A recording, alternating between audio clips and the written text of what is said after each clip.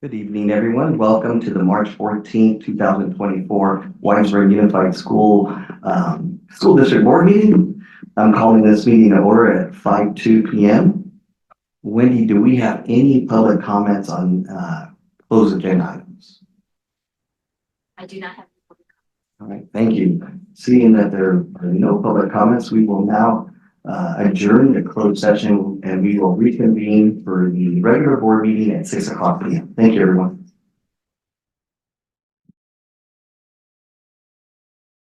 Good evening, everyone. Welcome to the March 14th Whitesburg Unified School District Board meeting. I'm calling this meeting to order at 6:01 p.m. All right. And Wendy, would you please do the honors and take roll call?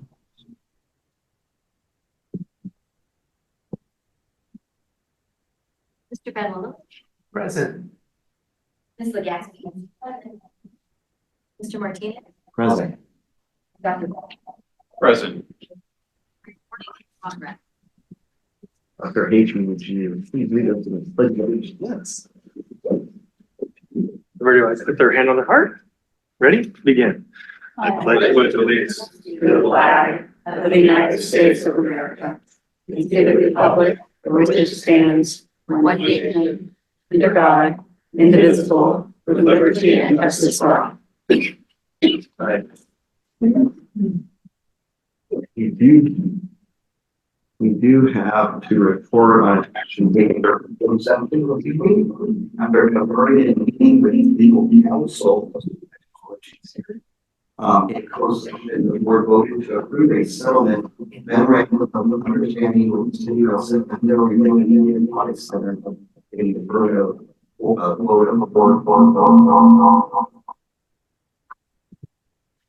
I need to repeat that.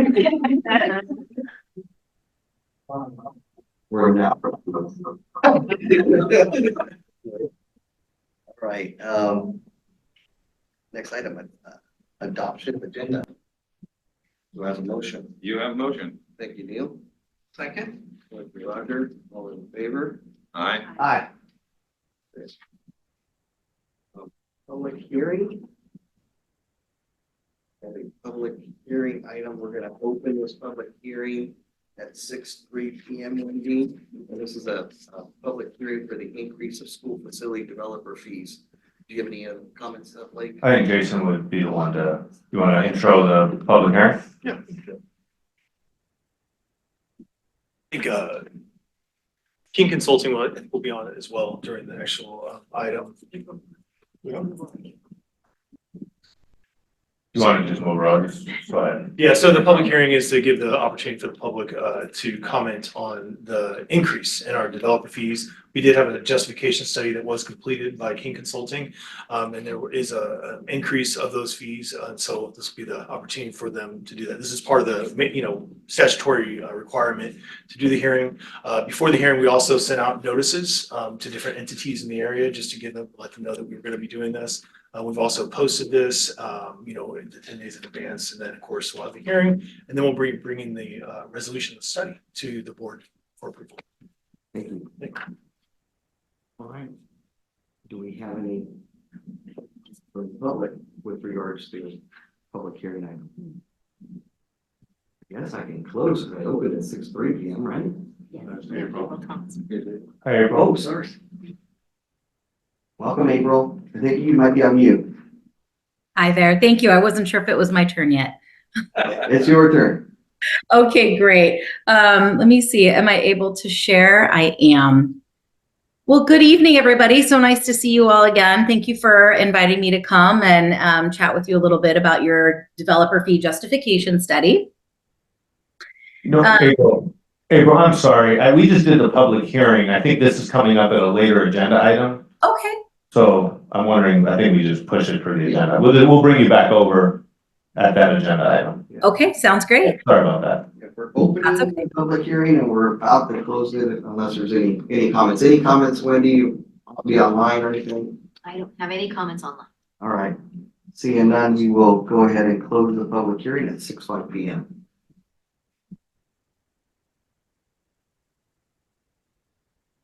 All right. Any public comments on non-agenda items? Do you have any comments? Nobody online? We are moving. Nobody on. All right, board member reports. Rodney, we'll start with you this evening. Excellent, thank you, Nelson. I do have 3 comments today. First one is I'm really looking forward to the math presentation and to the presentation on Holly Glen School as well. So, yeah, looking forward to that and thank you very much. The second item I wanted to touch base on is, wanted to ask a question in terms of, with regards to the insurance benefits that Wiseburn offers Dr. Silvers with Aflac. Do we have a multi-year contract or agreement with Aflac? When does that? Well, let me just leave it at that, and then I'll ask a follow-up. Nisha, do you have that information?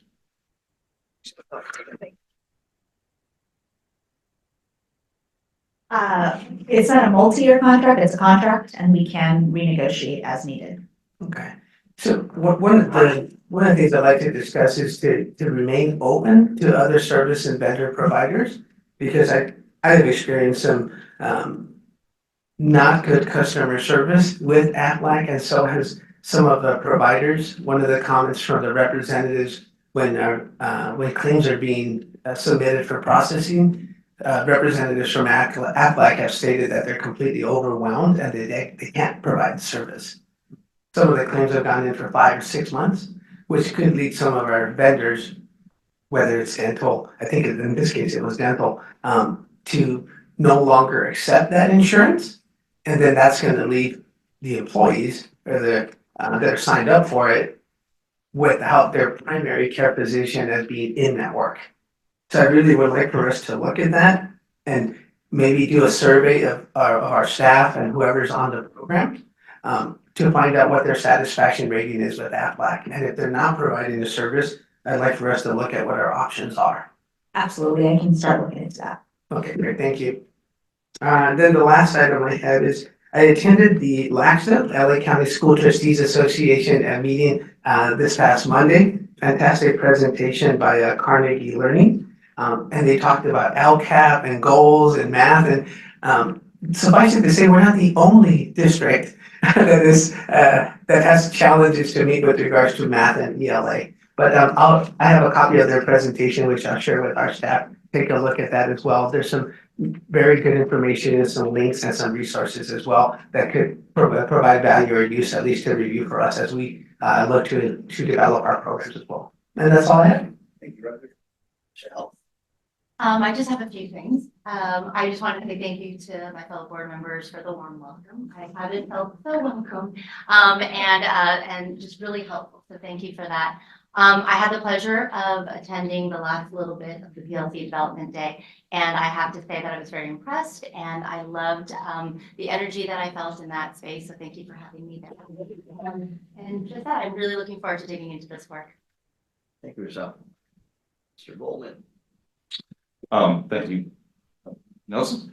Similarly, I attended the PLC day in full, and it was a great day. It was fun to see the teachers involved, and the energy in the room was very exciting. I think it was a positive introduction. I'm, as has been mentioned a couple times by one of our attendees, I like data, and the fact we're going to be moving towards data in driving our decisioning and in our understanding of our impact is very exciting to me. So this was a good step, and I know the math adoption, I think, is also going to have components that actually looking forward to that. That's all for me. So I've attended a few meetings this past month, quite a few. One was on the state budget, which was not such good news, but I'm going to let Jason share that later on in this presentation. And like Roger said, I attended CASH, the Coalition for Adequate School Housing on Facilities.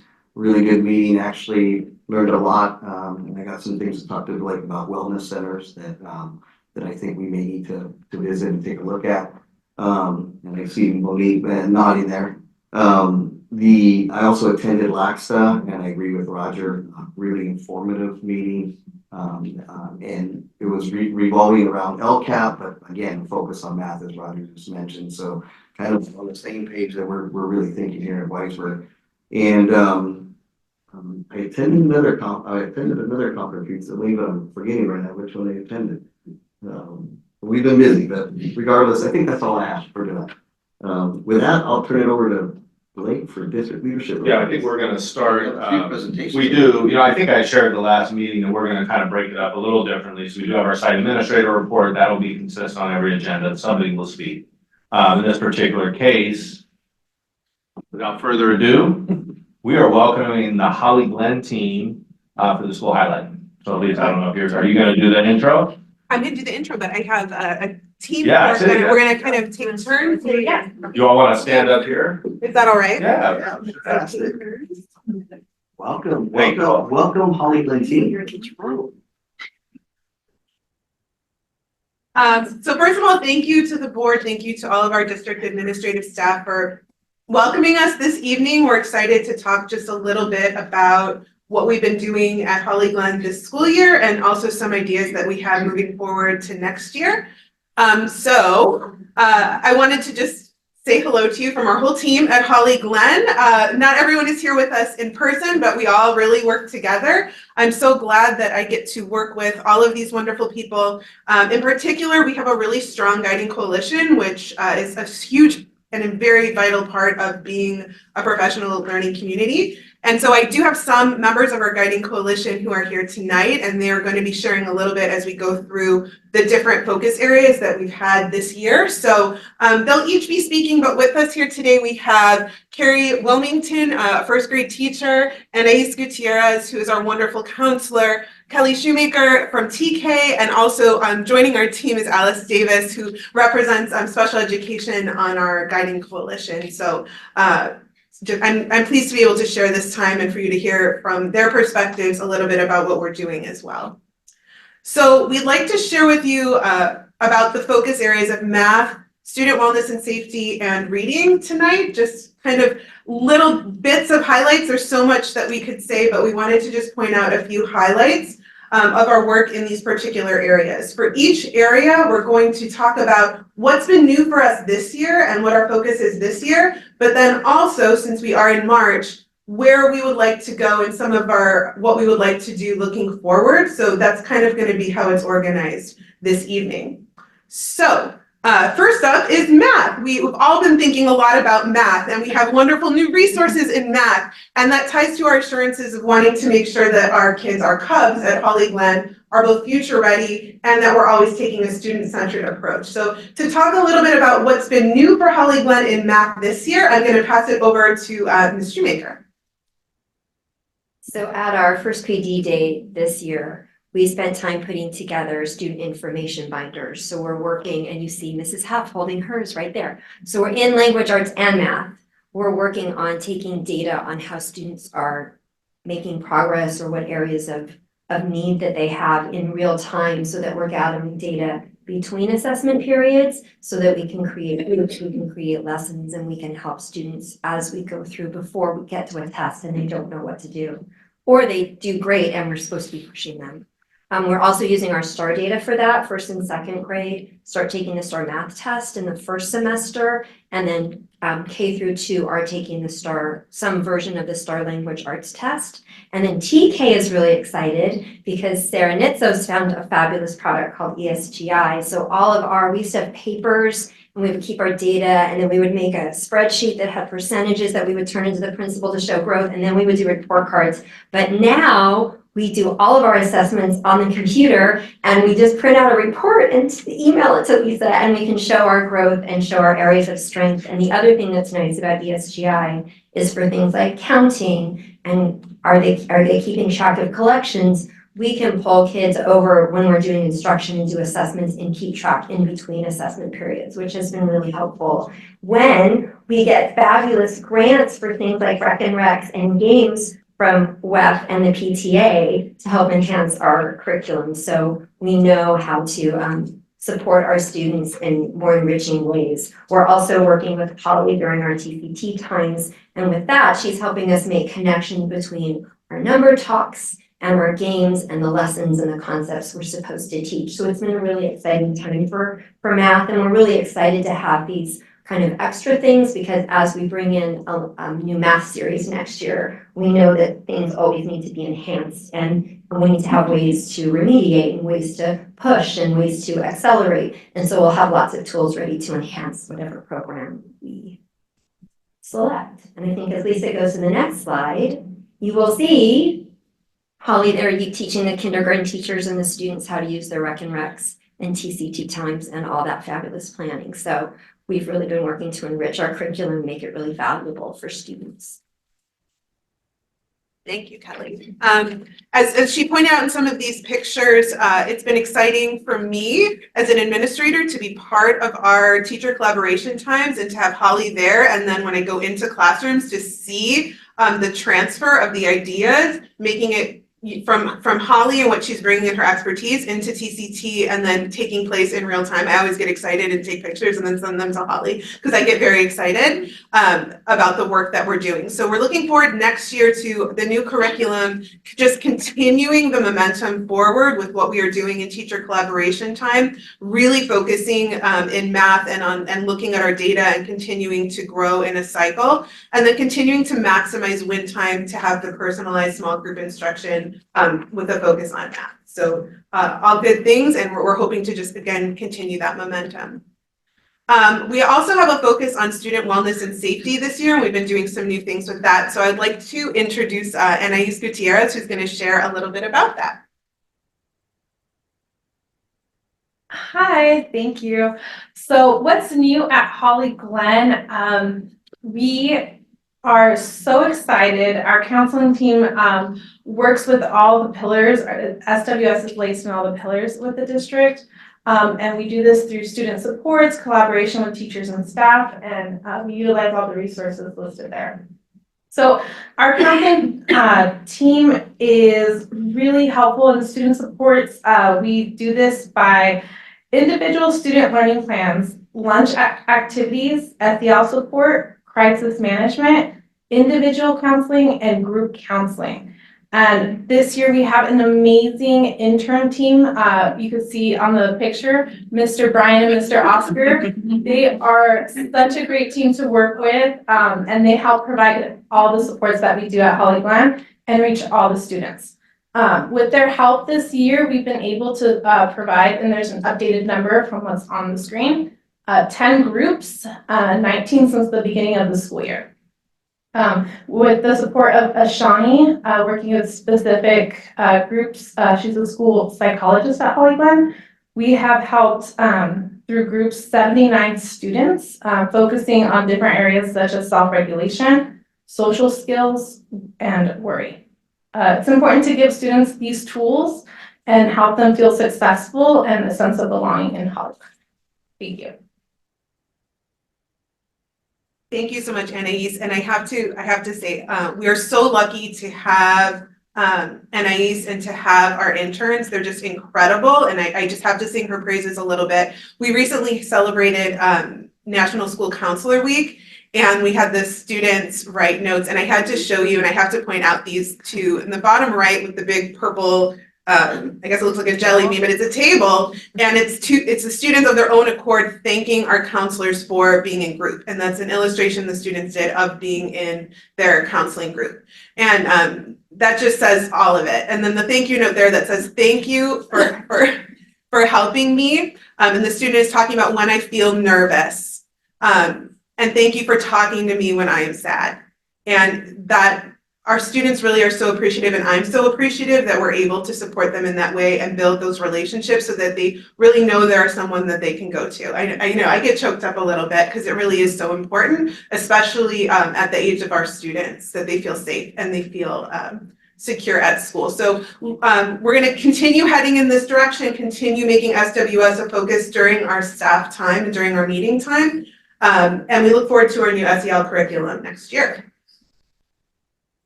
Lastly, our our teachers, especially since we're primary school, always think a lot about reading, but it hadn't, since we started TCT just last school year, it hadn't been part of our collaborative time in an intentional way. So we brought it forward this year a little bit so we could start the conversation and start thinking about where we are and where we might need to go. And so I'm going to ask Mrs. Wilmington, our first grade teacher, to share a little bit about what that has looked like this year. Thank you, Lisa. Good evening.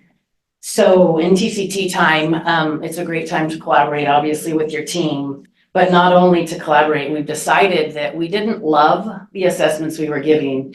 And it's been going on for a couple of years. We would give these assessments and we weren't really able to tell what the kids knew and what they didn't know. And so we thought to ourselves, why are we giving this assessment if I know the child can't take it?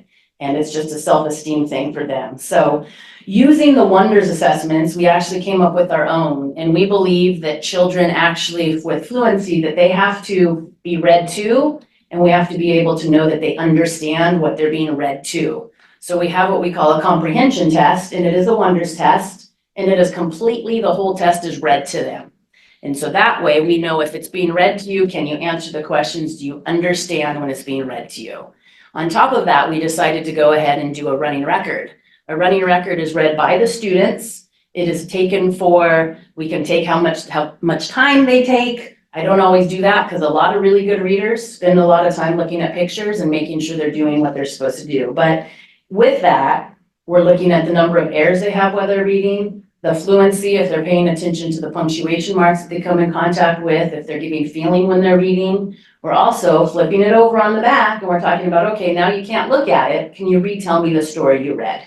And then we ask them some comprehension questions. So not only are they being read to, ask questions, they have to read it themselves and be able to figure out what it says. This way, we're using the skills that they need to guide our instruction. We also are giving this to our school secretary, and she is making a spreadsheet for us for data to make sure that we see growth.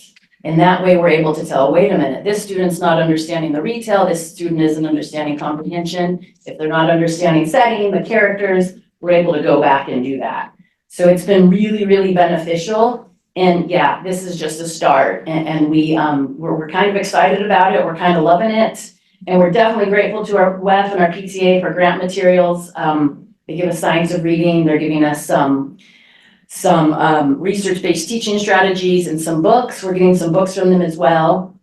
And of course, as educators, and just like our students, we revise, right? We go back and we say, oh, this didn't work. The students didn't understand this vocabulary. We need to change it. And so every quarter we're going back and collaborating as a team to make sure what our students understand and what they don't understand. And so it's been a really, really great way. We also have the STAR test to be able to tell where our students need to go to guide our instruction.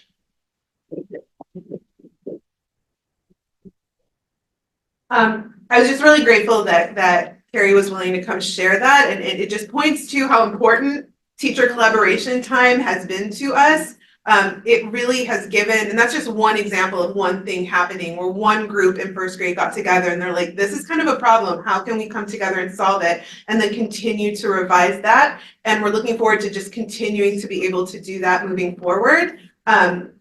Like Mrs. Wilmington said, we're really interested in the world of education. There's lots of thinking and excitement around the science of reading, and we want to be part of that. We want to be making sure that what we're doing matches what we know is best for students. And so we're out of Guiding Coalition came the idea to do a staff book study next year, and we looked at part of a book that we liked that we want to bring to maybe everyone next year. As we know that we're going to maintain math as like our primary focus, with our students being TK to 2, we can't forget about reading, and we want to make sure that we're focusing on that work in a continued way next year as well. So all good things. We're looking forward to hopefully our district looking forward toward reading and being a part of that bigger district work next year as well. And that is it. That was a lot. So I just want to say thank you to all of our teachers for being willing to come and share their work with you tonight. And then if you have any questions for us, we're happy to talk more about anything. So thank you so much for the time.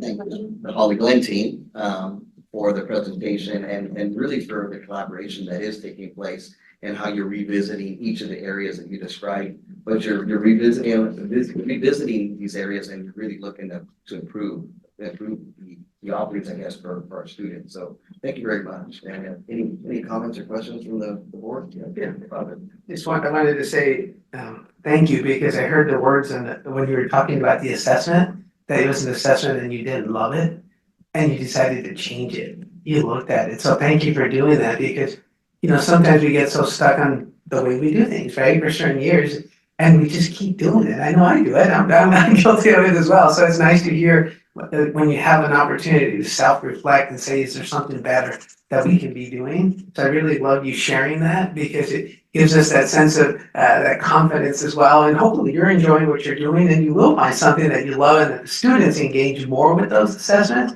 Because I think working together, that you'll see better results there too. You'll just create a lot more energy with it. So thank you for sharing that with us. Any other? You talked about passion, emotional supports, and data-driven teaching and decisioning. Kudos to you. Incredibly exciting. I was speaking to one of my fellow board members here before the meeting, saying it'd be my dream,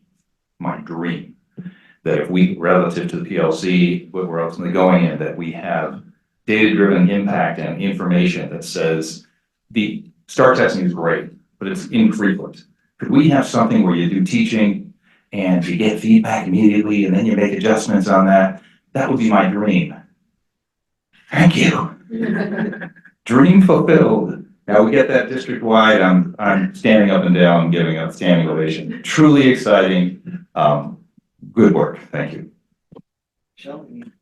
No, wonderful presentation. Thank you. As I don't know very much about Holly Glen, so I'm really thankful for this presentation. And I just, to echo what I kept hearing, was data driven, and I think that that's definitely, where education is going. And I'm glad that we are being a part of it, and we're being very thoughtful about what we're doing. So thank you. Thank you.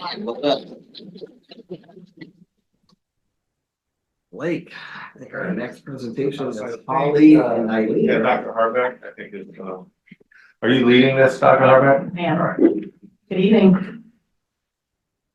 Are we up there? Oh, this is fantastic. So as requested, we're here tonight to talk about our math program and what we're doing at the district level. I want to point out this is really part 2 of what we would bring to you. We've been going over data since I think October. We came to you with our initial CAST outcomes. We came back in November when we did a comparison with other districts, and again in February with the California dashboard. And all that was based on testing that happened back in May. And I believe that March 28th, which is our next board meeting, we'll be coming back to you with all of our third quarter STAR scores for reading and for mathematics. So I'll give you a full look at where we've come with our STAR testing.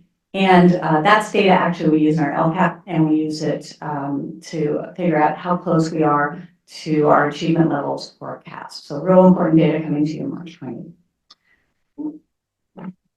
Tonight's presentation covers a couple of different things. Some might be a little redundant of what we just heard at the very wonderful Holly Glen presentation. So we might have a little overlap here, but it doesn't represent a lot of the work that's gone on the campuses with the COSM Foundation, who have brought in 2 TOSAs, one at Bel Air and one at Aviation, who have done quite a bit of work, and also the specific work that our principals do by attending TCTs and putting their own touch on the instruction for mathematics in our school. So this only speaks from the district side. So we'll go through tonight. I also have Miss Holly Compton here tonight, our math specialist, and Sarah Nitzos, who will be speaking as well on some work that they've done.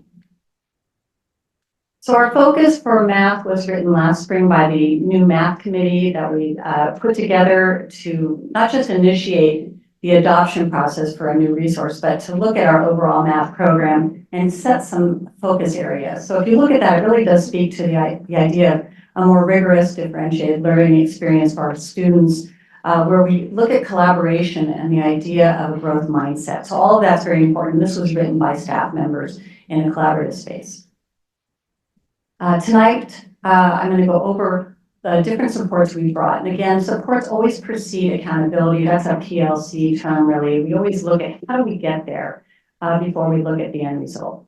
So it's broken into 4 parts this year. We've gone in with our how-to plan. We've talked about that before. It's an August, January, and June event where we bring together our guiding coalitions and talk about the district priorities and how we're going to get there. We have a math committee. They also attended a conference this year. I think we sent over 20 people to the conference to look at all the different resources for math that are up and coming. And then, of course, the guiding coalitions who plan our TCTs. Professional learning, we have the new teacher orientation. We have it every August. Anybody new to our district receives some insight on how we teach math here. This was focused last year on our CGI practices, our strategies. We also have professional development days coming. And we carry, I think they mentioned it with Holly Glen, we have them during our professional development days. We had a section cut out just for mathematics. And also training for our instructional aides this year. Holly was able to go in and do some CGI strategy training with the instructional aides who perform such important work in our classrooms. For teaching support, we have our instructional coach, obviously, with Holly. And then we had Core Learning, which is a consultancy that worked at Dana Mills or Weisberg Middle School. I'm going to have to stop saying that because really, I'm going to put it back in a jar. Apparently, they set up on their campus because I keep using that. But Core Learning came on campus, worked with the math team. We'll talk a little bit more about that later. And then the teacher collaboration time going on our campus and data access, which is just been really robust this year, allowing teachers not just to look at data, but talk about how to use it in practice. And finally, our resources, we have professional reading going on. Holly's been able to bring that about with all of our teachers in the elementary schools. Our math adoption pilot's going on right now, mentioning that. And then the What I Need or Win Time. This is a wonderful resource along with Math Mondays that take place at Weisberg Middle School on Mondays in POD. We're dedicated time to look at students' needs and do something a little different or what based on what their needs are. We're going to talk now about instructional coaching. So I've asked Holly, Ms. Compton, to come on up and speak about her work this year with the different coaching at our schools. And also there's a piece up there about middle school that I'll touch on. Good evening. Thank you for having me. So I've had the honor of working with all of the TK to 5th grade teachers in the district. We have our teacher collaboration time, which I must tell you is a total gift. I've never seen anything like it before where the teachers have dedicated time to work together every single week. And I just applaud the teachers because it's not a time that they come together and talk about, the things going on in their classroom with their students per se. They talk about their actual teaching practices and what is happening with the learning, and they're doing the work. They are focused, and I'm so proud to work with the teachers here in Weisberg. So far to date, we have had 11 math teacher collaboration weeks, which equals 143 sessions that I've led for teacher collaboration time. And in those workshops, we have talked about numerous different things, but some of the things that we've talked about are routines and strategies to push students' thinking. So when we talk about routines and we talk about strategies, we're all talking about what students are doing and what they're like. We want students to engage in the learning. We want them to do the talking. So how can we elicit those conversations and mathematical ideas from our students as we are teaching? So we talk a lot about that during our TCT time. We've also discussed, looked through, and implemented performance tasks. So one of the focus areas that we've identified as a team really is we need more opportunities to do performance tasks which have very rigorous questions as well as multi-step questions. So it's really good practice for not only state testing, but also real life situations. And it's great for collaborative work amongst kids. So it's not something that they're doing on their own, just going through a task. It's something that they get to engage in. They get to talk to each other. They get to interact with the math skills. So we did that. And let's see, we also did some demonstration lessons where we took teams of teachers, and I went in and I borrowed somebody's classroom and I would do a demonstration lesson for math. And then we would come out and debrief, and we would talk about notice wonders. What are some things that we saw teacher moves? We had already picked out what we would be focusing on before going in. So those have been some of our teacher time meetings, topic meetings. But of course, there's been lots more with 143 meetings, you can imagine. I also have the privilege of doing one-on-one coaching with teachers. In TK to 2, I've had, I think as of last week, it was 115 TK to 2 sessions and 102 3rd through 5th sessions. And then luckily I get to check in with our teachers of special education and our 2 TOSAs. I get to work closely with the 2 COTSN mentors on campus. If I need a thought partner, those people are always there for me, which is just absolutely wonderful support. In my one-to-one coaching sessions, I do have the opportunity to observe teachers teach, and then we talk about, we debrief afterwards. I also get the chance to do on-the-spot coaching, where I'm watching a teacher teach, and we have agreed that I'm able to jump in and co-teach. So I'm able to get in there and ask those extension questions of students, so that teachers and I can work together just on the spot, which is really nice. At the end of the school year, we will have had 16 weeks of math TCT sessions together. So I have 5 more weeks to go with teacher collaboration time. Right now, I am working on slide decks for each of our 3rd, 4th, and 5th grade classrooms for mathematics SBAC prep, which, you know, SBAC is coming, so we're now focusing on just having a slide or 2, at each day, so that they can just have a little routine, a little review, a little comfort in the way that the students will be assessed. So we have been working, or I've been working on that, and that's going to be going out to our teachers next week. So we're gonna jump real quick to the middle school. We have a wonderful program going over there with Core Learning, where the PLC coach comes on campus and works with Miss Brandy Garcia. Brandy is the lead for the 6th math teacher over at Weisner Middle School.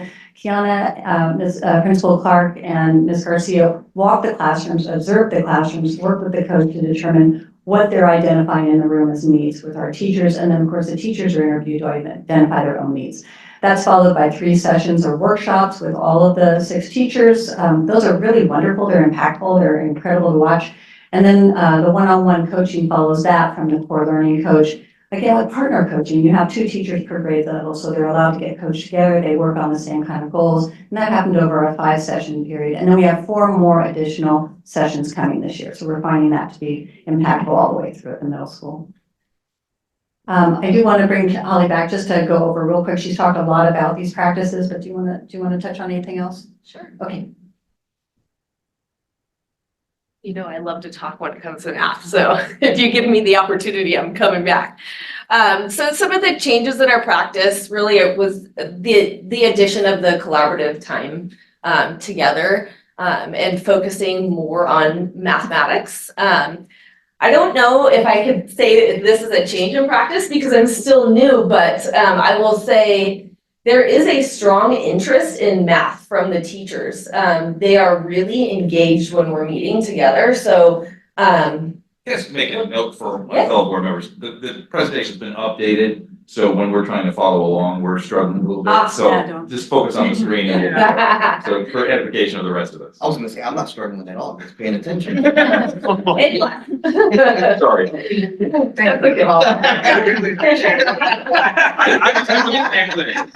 okay. All right, and then of course, we are focused on student outcomes, and I've gotten the pleasure of working with Sarah Nitsos. I really don't know what I would have done without Sarah this year. She is a woman who knows a little bit of everything, but we have really looked at student data together this year and with the teachers. And we're having the teachers do a little bit of noticing and wondering about, what are the greatest areas of need for our students, and are those key standards? So we're really honing in on what the students need. Our next moves include our math adoption, as I'm sure you are all aware of. We are very anxious, and I cannot wait to tell you the next time I'm here is April 18th, and I'll be with the math committee, and we'll be making our recommendation to you. And I will get to share more of the in-depth process that we went through to make this adoption, or to make this recommendation to you for adoption. Can you give us a spoiler? I'm just kidding. I don't have the answers to that. I have had a chance to meet with all of the pilot teachers this week, though, and they were able to share in their TCT times with their colleagues what they have learned about each of the programs. We are focusing on, I already touched on this, but we're really focusing on how students interact together through those routines, mathematical routines. Next year during TCT time, we are going to be strongly focused on pacing and sequencing. This is very important anytime you make a new adoption, to make sure that we are going to not remain lockstep, but remain in the same space as our colleagues. And I want to mention that this is going to be across all 3 school sites. So there's some unification happening in that regard. I think it benefits teachers to have somebody in common moving from site to site, so you can have the same conversations and have the same data and paperwork to review. And then I've had the honor of already going through quite a bit of the PLC process, and I'm expanding on my PLC work here with Weisburn teachers. So we're going to continue that work together. Thank you, Holly. We have the same kind of thing going on at the middle school, luckily, so you'll see some patterns here, but making math thinking visible, really important, so students aren't hiding their work or trying to not share. So we have a lot of collaboration going on. Also student-to-student interaction, that voice going back and forth and sharing ideas. You'll hear different terms for that, but that's what's going on at the middle school as a goal. And the rigor, a focus on rigor. Are we challenging our children up? Are we making sure we're giving them what they need for the next step in math? And something called positive perseverance. Some people call it productive struggle, but this is where students, of course, aren't given the answer and they move forward and struggle through somehow. I'm going to bring up Sarah for just a couple minutes to talk about her data and tied with coaching to our teachers. Thank you so much. Pleasure to see you all this evening. I have had the distinct honor of meeting with all of our teachers to review data, which is something that I tend to like. We've been looking at our STAR data in all grade levels, and then juxtaposing that in the upper grades with IAB data, which is the interim assessment blocks, which are provided by the state of California and really allow us to take little small chunks of the state assessment. And what's really been wonderful about this work is Holly has joined me on those meetings. So I come in, we review the data, we understand the data, we dig into the data. Why did our students score in that way? What is it about this assessment that created that information? What are they not understanding? Again, I think I said it before, is it tricky language, tricky concept, or tricky structure? And then Holly follows up the very next week with those teachers and guides them through, well, what routines can we set into place? What questions? We noticed the students were having a great deal of difficulty when it was a 2-part question and they needed to put part 1 in the first box and part 2 in the second box. But there was no indication of that. Additionally, it was a fraction. So there was even another conceptual layer to it. So Holly's been able to pick that up and bring it right back the very next week with the teachers to really embed these processes into their everyday instructional practice. So to date, I've had 7 weeks of TCT meetings. That's 52 sessions with our TK through 8, with a strong focus on 3rd through 5th because we're doing the IABs. And we're about every 4 to 5 weeks, I meet with them. They've done an IAB. We review the data. We look at next instructional steps and what our children really need, and then we move forward with it. For 6th through 8th grade, the California State came out with a CAST, California Science Test, IAB. So our 6th through 8th grade science team sat down and really chunked that apart to see how they could better support students in the area of science, which also fit very nicely with math. So we were able to get together with Ms. Garcia and show how there's a lot of data questions embedded in that science assessment and a lot of math as well. So we're really working collaboratively, and Kiana Clark made sure all of that happened seamlessly. To the end of the year, I have 2 more weeks of TCT meetings. I will be meeting 10 sessions. For TK through 5th grade, we'll be reviewing our end of 3rd quarter STAR assessment data, which I'll be bringing to you on the 28th. And we'll be looking at all of that information and how we can really support our students strong through the end of the school year, because there's a lot more learning to happen. I have control.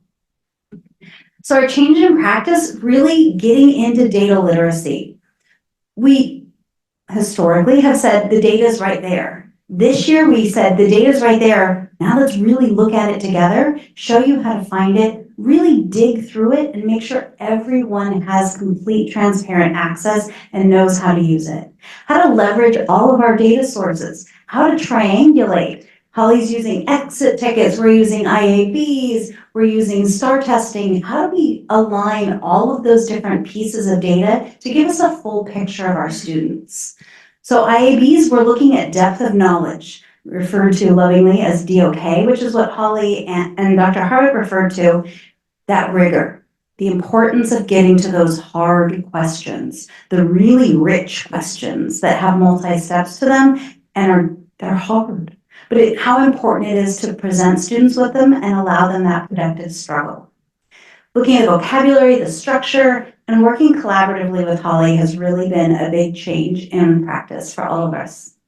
Next moves is that depth of knowledge to make sure our students are reaching those really deep skills that are needed to show mastery of our state standards.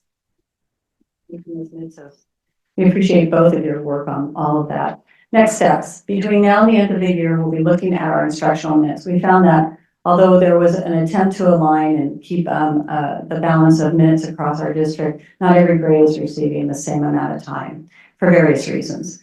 And teachers have actually stated and come forward to say they need more time for math, and I believe Holly supported that as well. So we're going to go ahead. The principals met actually last week to look at their schedules for the first time for negotiating a 60-minute daily math block for grades 1 through 5. In doing that, we're going to put WIN at 30 minutes. It was 45. We found that to be too long. So we're going to go ahead and move that to 30 minutes. So we'll be seeing some new math daily bell schedules coming out there.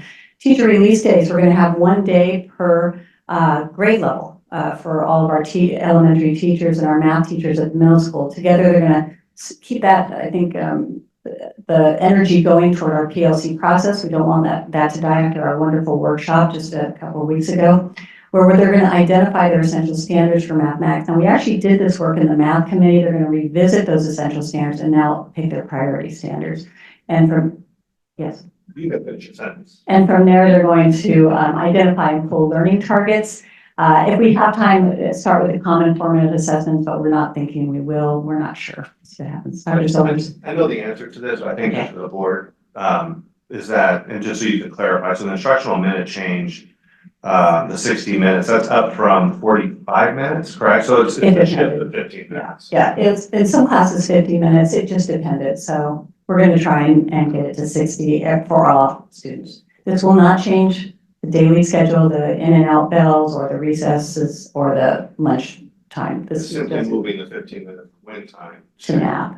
It's a good exchange. Yeah. So the 60-minute is not completely focused on math in its entirety, the 15-minute shift, right? Or is it? It is. Oh, it will be. Oh, yeah. It will be. Within that, right. And then win time can support that. On the third point, we have additional teacher collaboration time. This year, the principals went back and looked at their TCT focus.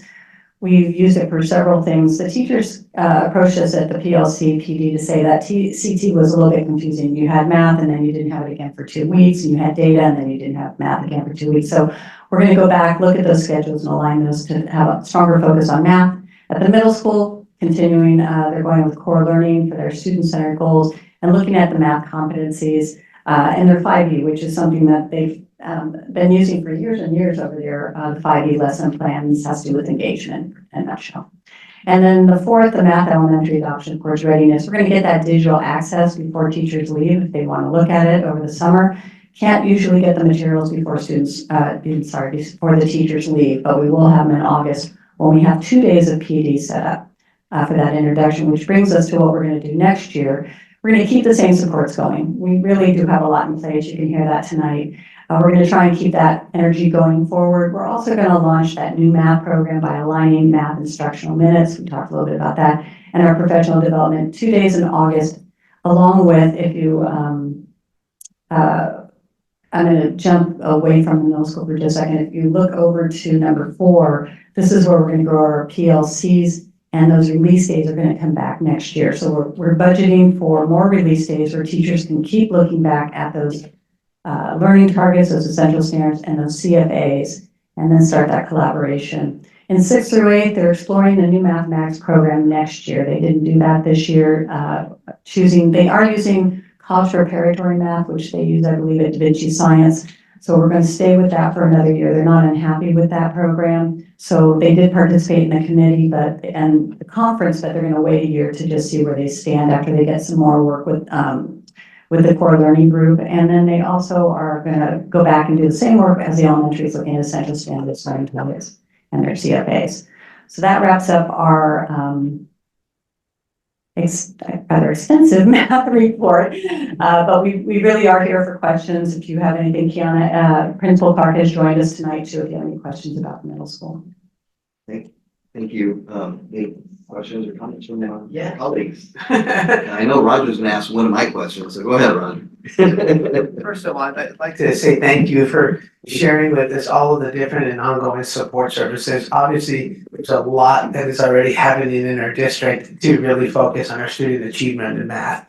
It's not as evident or visible to us that aren't at the school sites on a day-to-day basis, right? So thank you for sharing that, first of all. And then the other comment is on the next steps. I'd like to just say thank you in terms of bringing forth a plan, looking forward to it, how it aligns with our LCAP and how we're going to be meeting those next goals. Because I can see that the time and the planning has been spent. And thank you for your energy and passion too towards this subject. I see it coming through. And please express my appreciation to all of our teachers as well, because whether it's English or math, teaching is not easy. And everybody learns at different rates and different paces. But thank you very much. It's very informative, and I think we're definitely on the right track. Thank you. I just wanted to point out, for Holly, it sounds like you built a lot of rapport with the teachers, because all that work that you've done, and being in those classrooms with those teachers, you need to foster a lot of trust in that space. And so I just wanted to share through me that came through in that. So I appreciate the work that you're doing, and I know that, and I'm hoping that they've been as responsive to you as it seems like. Impressive dedication of effort, dedicating more time. Appreciate this. Tremendous energy put forth to this.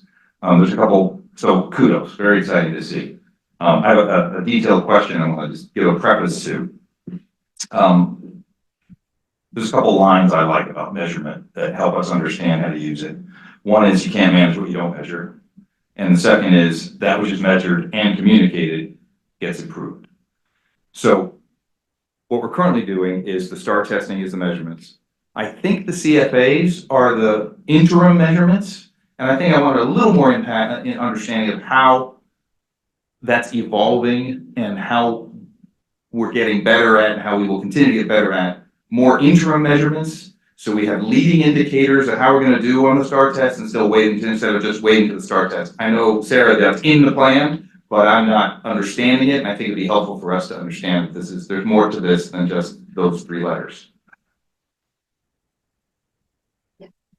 Yes, so you hit the nail on the head. We are working toward having CFAs, or common formative assessments, for anybody who's watching doesn't know what that stands for.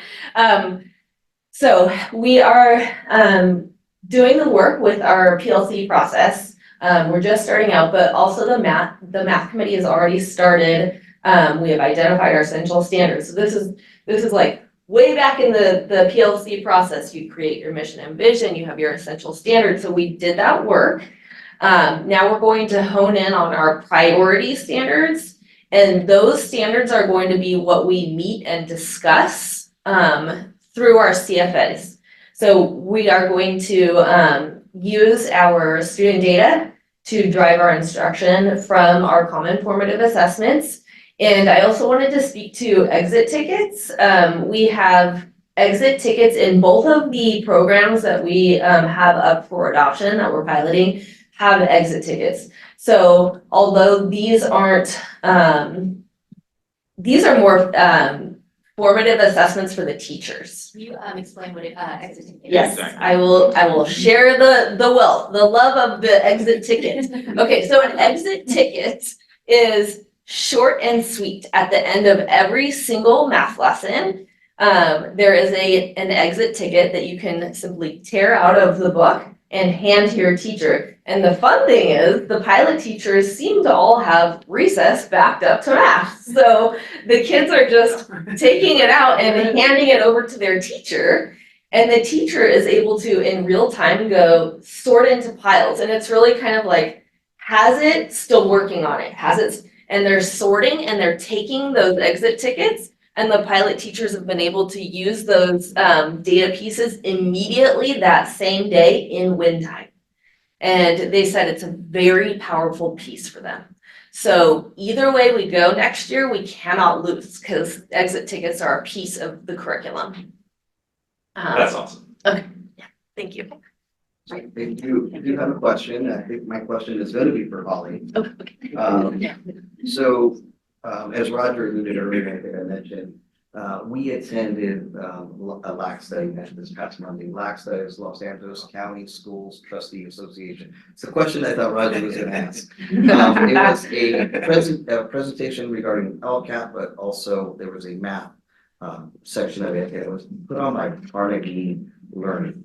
Yeah. And and maybe you guys have seen the presentation, but one of the topics was particularly in math.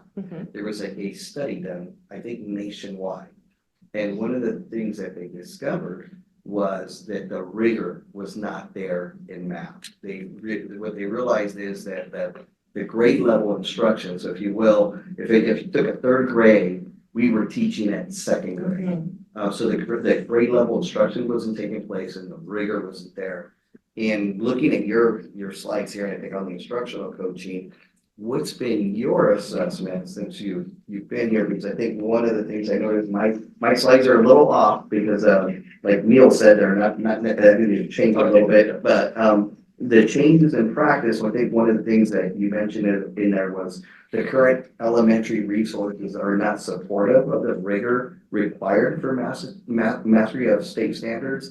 And then I think the next move, which I was pleased to see, is the focus on rigor. And I think both you and Eileen touched up on that. Wanted to get your feedback in it. Is that what you're seeing? So the teachers and I have noticed together after looking at the IABs with Sarah, that those questions are more rigorous than what is in our adopted program.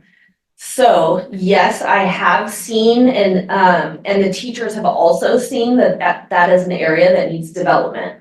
So that is something that we brought in to work on performance tasks and create rigorous questions. And we actually pull from published resources to create more rigorous problem solving tasks for our students.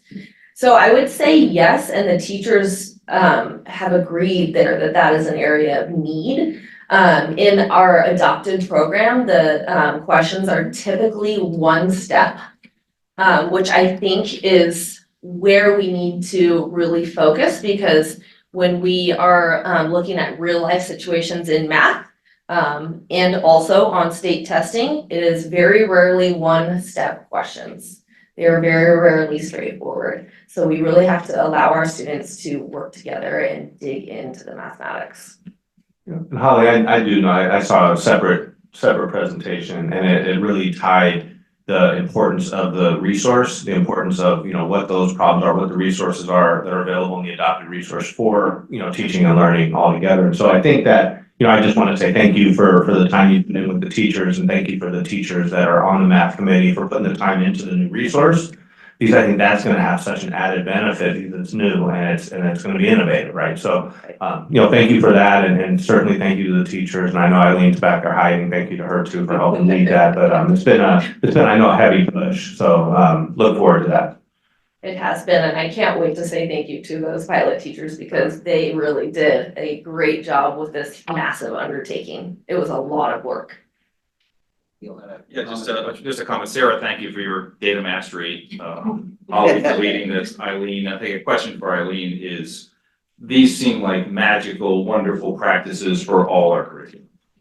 And are we, is this a leading thing of things to come elsewhere, ELA elsewhere? It is. There it is. We decided to start with math to hone in our skills and then grow it. So absolutely. They seem like. Particularly at the middle school, I know Kiana's already started the process actually with her leadership team there to expand it to different curricular areas. Seems like wonderful cultural norms that are being started. So thank you all very much. Really excited.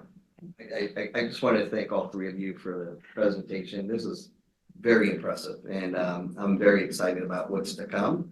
And as Roger said, please pass that on to the pilot teachers and the teachers, everyone involved, because it is a massive undertaking. So thank you all to all three of you. Thank you. Thank you. All right, we're just gonna have Eileen stay up there.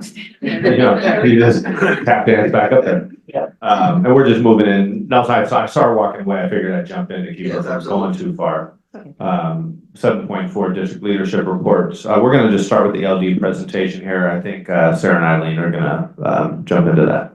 Just here to introduce it, Sarah has really been our lead on the ELD program for several years now, our English language development program, and has taken great pride in making sure that the program is not only rich, but has all the accountabilities buttons pushed, because this program, there are others, of course, in the district that require a lot of accountability. ELD is one of them, really stringent. So we're going to go ahead and start tonight. We're going to talk about the purpose of ELD, why do we even have these programs in our schools, what our program model is, and what we're looking at in the future.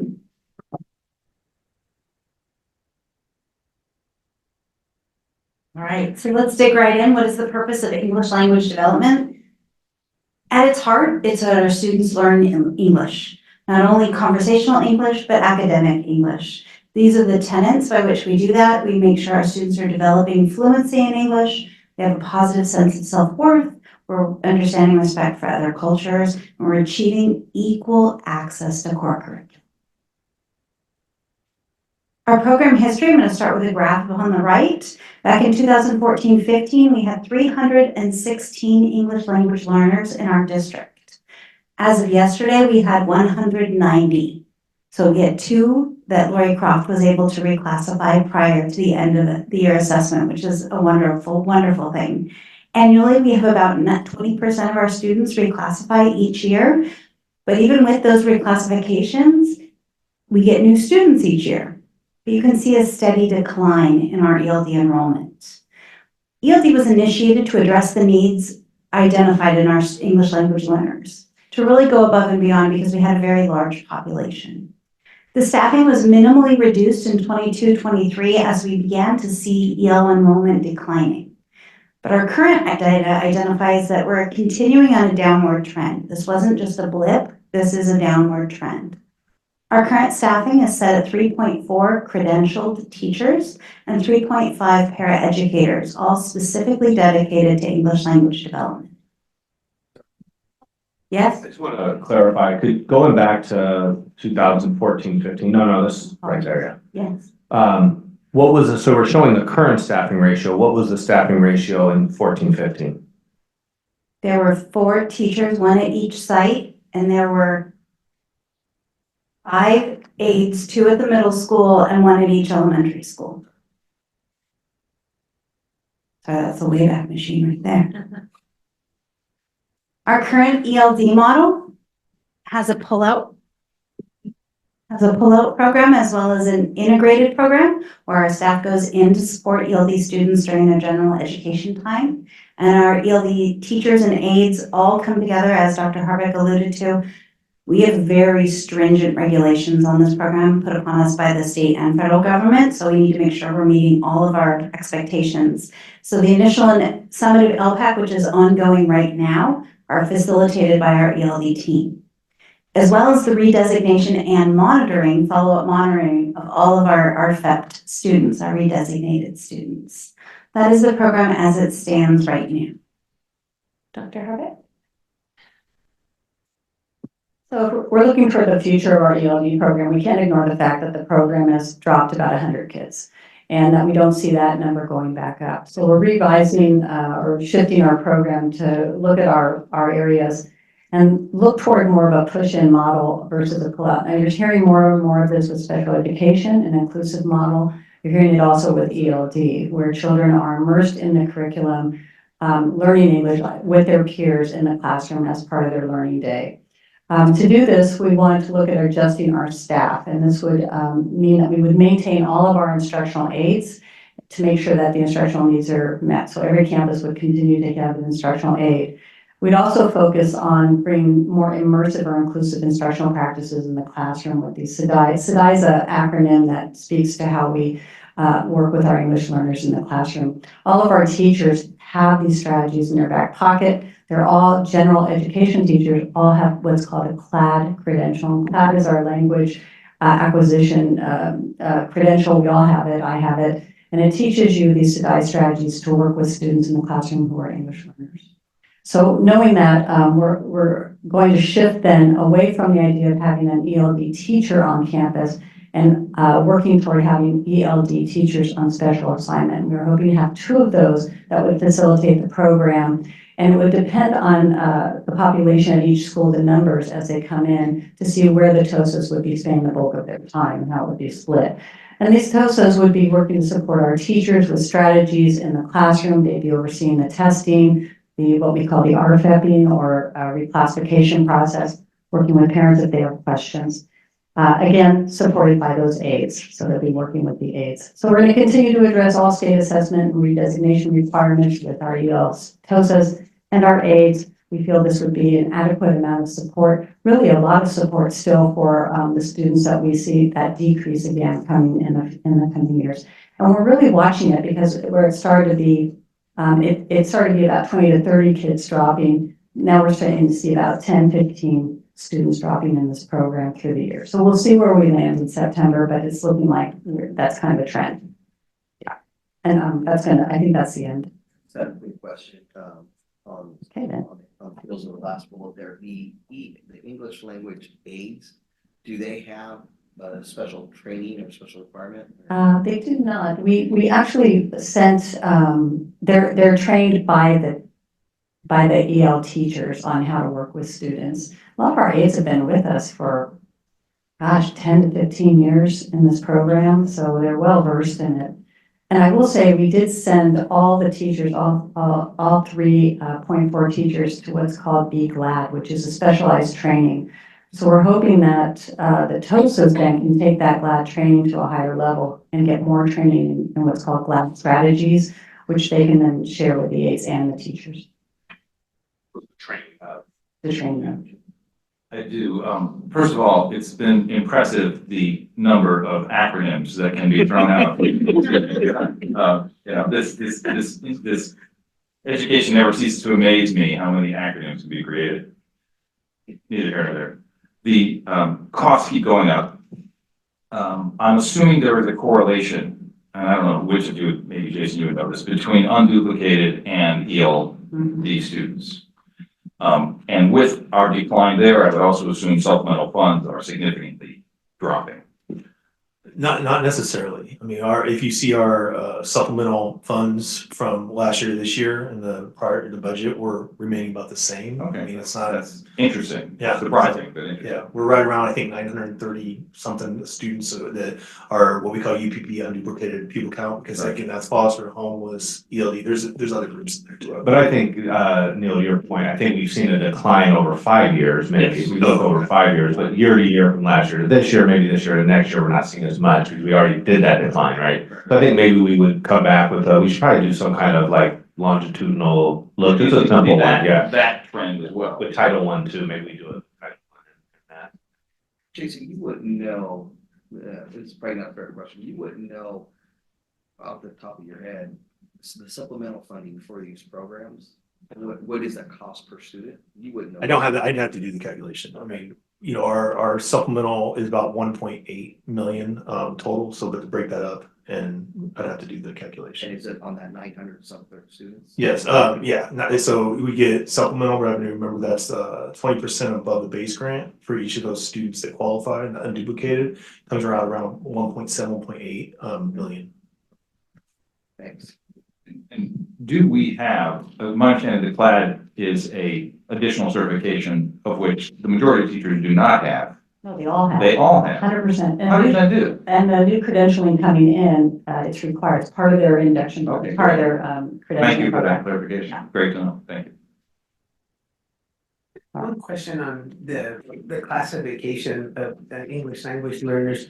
How comfortable are we that we have identified all the students that fit in that class? I'm gonna let Sarah speak to that. I would say we're extremely comfortable with that. In addition, the first requirement is a home language survey that's filled out by a parent. There are 4 questions on that home language survey. If the parent indicates any language other than English on question 1 through 3, we're required by law to assess that child using the state-provided initial LPAC assessment. So we have quite a few students go through that process. Furthermore, when we have our first quarter of parent-teacher conferences, sometimes more information comes out. Maybe a parent didn't fill out the survey the way they thought they did. So then we get more referrals for students who might be identified as English language learners based on what the team is seeing, what the parents are reporting. So we again go back and give the initial LPAC. The initial LPAC has a very good rate of identifying not only which students need English language services, but what level of English language services need to be provided. There are 3 levels. So, yeah. Thank you. Thank you very much. Thank you. Thank you. Hey. All right, Jason, you are up. Well, wait, there's more. I turned off the microphone. Just 4 more presentations left. Keep on coming, this is great. I will have an exit ticket, which is for CFU, checking for understanding, so there's. There you go. We can bring them. Well, good evening. I bring to you today the second interim report, budget report. Make sure this is, there we go. Again, purpose, I'm gonna go over the general overview, give, some context on the financial reporting, talk about our assumptions, which I shared at our last board meeting as well. Just as what we use to build this budget. I also will have I put FI first interim and second interim comparison. And of course, we'll look at the second interim MYP, which is multi-year projection. And then we'll be looking at those other funds. And then of course, we'll be talking about some next steps. One thing though, I do want to point out, one of our district priority here, ensure that the district continues to demonstrate organizational strength through business services practices. We're working together in the business office just to really hone in on this and ensure that we're supporting organizational strength fiscally and through the business office. Make sure this one. Okay, yeah, my circles work, it's great. So just to give you some background on the cycle, right now you'll see we're at that second interim. And just to also so you understand, and I know Michelle's new, and so I want to make sure what first interim is. So first interim, when we did that, we took all the expenditures and the revenues as up to October 31st. And so that's like that first quarter. And when we take that snapshot of what happened, then we do a projection for the rest of the year of where we're going to land. And we also have to do a multi-year projection for the current year and the next 2 years. And so that will tell where we're going so far after those first 3 months. Second interim is looking at January 31st. So at that time, we said, stop everything. We're going to look at where we're at with everything for all the revenues and expenditures. And on top of that, we're looking at all this other stuff going on. I'll get more into that. But then we then again see what we've done thus far, and we look at the current year where we're going to land, and then we project for the multi-year for the current and the 2 years after that. So just one thing I will always throw out here. This budget is very fluid. Things change regularly. First interim, we were ready to go, and all of a sudden our cost of living adjustment, the COLA went from 3.98, to 1%. And that was in 24-25 school year. So that was a big change. And when we talk about that multi-year projection, what that's going to look like. And then even then it dropped a little bit more to 0.76. So that changes the numbers once again. So things can change, and they tend to always do. The one thing here too, just to be very clear, we're presenting to the board a positive certification. So that is something that is very important for us to keep moving. That is the best news, Jay. Yes, yes. So assumptions, just to break this down a little bit, and back to what I was saying with the COLA. Cost of living adjustment, current year, we were at 8.22%. The big change here, and I put that up there in the parentheses, you see that down from 3.94, 0.76, and then of course, we actually dropped that 25-26. Again, these are all projections that legislative analyst office, the governor, everybody's, all these economists are looking at, inflation rates, housing prices, and all these different pieces of the California economy and the federal economy to make these determinations. But really, COLA comes down to a correlation with the inflation of where we are with inflation. So again, if you see that going down, they're saying inflation is slowing down, but some of us might disagree with that too a bit. Again, we looked at enrollment. This is another key driver that will have a positive impact on our revenue. We'll see we went from to 2,545, and then really that ADA. We project based on enrollment, but then we actually know what money we're getting based off the ADA. This budget, in the past, we've been looking at 94%. And we look at total enrollment, and then we say, okay, based on our past performance, we're about 94%. And we look at different certifications. And what I mean by that, every year has a P1, a P2, and then we have an annual. Okay, so P1 happens early fall, right in December. So what we're looking at now is definitely certified attendance based on P1. So P1, what we did is we took all the attendance and we certified, we made sure it was accurate, and then we turned it into the CDE, and then they give us money based on that. Now, P2 has not been done yet. We're not there yet, but we made some projections based on where we are. We can't just say we might be at 95% today, but we got to make sure when P2 hits, we certify that attendance. But in the meantime, what we did is we looked back like 7-8 years to see what has happened historically between P1 and P2, and then we add that percentage, and we came up with this about 94.75. So I hope that gives some clarity on how we project. And we always try to project conservatively. It's always better to be conservative than not. And then again, back to that UPP unduplicated count, it's roughly about 1.8 million. We have about 935 students, and that's 36.7. What that means, I said it before, but those students generate 20% above the base. Our average funded ADA is about $11,300 per student if they come to school every day. You always say that. But those students that are meeting those different groups, the unduplicated groups, they get another 20% on that. Now, if you look at a Hawthorne or a school that has lower socioeconomic, and if that number were 55% or above, we get another 20%, but we don't get that. That would be the concentration grant. Right now, we just go supplemental. And what is the individual student's ADA number? Right now, our average with everything, we're right around $11,300. $11,300. That's our funded ADA number. You'll hear that term. And again, so supplemental gets 20% above that. Let me go forward. Next assumption, other revenues. We talked about this earlier. I will get more into contribution and just what conceptually how that works. But this budget is assuming that we are offsetting our contribution. And remember, we have a contribution isn't all bad, but what we have to do for routine restricted maintenance, every year we have to take 3% of our expenditures and we have to commit. We have to take it from the general fund and say it's restricted for maintenance and for, different certain areas of maintenance. And so based on your expenditures, roughly we're around $1 million. We were able to utilize our redevelopment agency funding and to offset that. So that instead of taking out $1 million from our unrestricted general fund and moving over to restricted, we're able to take less. So we're applying that to offset what we're taking out of our unrestricted general fund, which does have an impact. Expenditures. So we'll see here, we do account for about 2% for certificated staff, and that's step and column, meaning no matter what, we're just going to assume this, our certificated staff will move up and cost about 2% more each year. And then of course, classified, that's about 1%. And then I won't get into all the CalSTRS, but CalSTRS is staying the same and CalPERS is increasing. Want to stop for a second? Oh yeah, I'll stop. Let me just add. Yeah, anybody have a question about that? And there are more than this. I wasn't gonna go through 4 slides. Can you list the rest of them? Off the top of my head. Okay. So let me go to, this is a big sheet, so let's get right to it. So 605,000. So this is a difference. Again, think about first interim, that first column where you see LCFF, that's our local control funding formula. The top area where you see the green, those are our revenues that we're bringing in. And so first interim would be what we projected as of October 31st.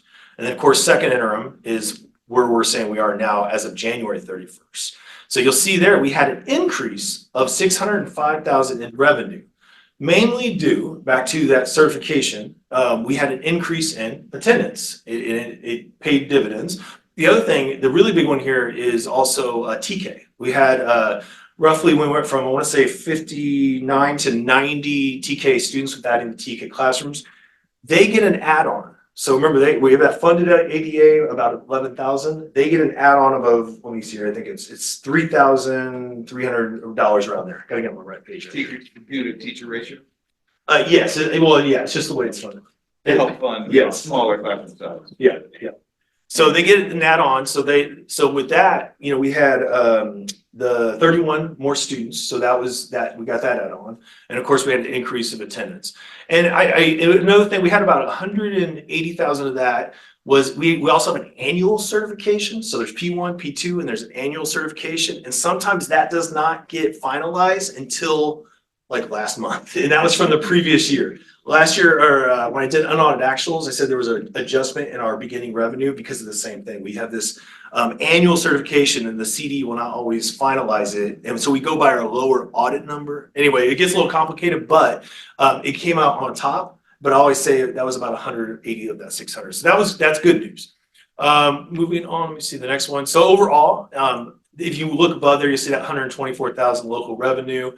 That would be where you see Measure CL, but really our increase there would be in revenues for rentals, if we had any donations. But we've done a really good job, and we continue to do a good job about the rentals and following up and, for spaces and the gym fees, things like that. So right here, certificated salaries. You'll see an increase there, but again, we came to an agreement. So I said, I think in our my last report that we were going to see a significant difference in some of these numbers. So that is reflective of our salary and benefits. And then of course, I put a note there where you see the 69,000. We have pending negotiations. So we got to think about that. And I just want to make a note that 69,000 will change the next time we come together once we come to an agreement there.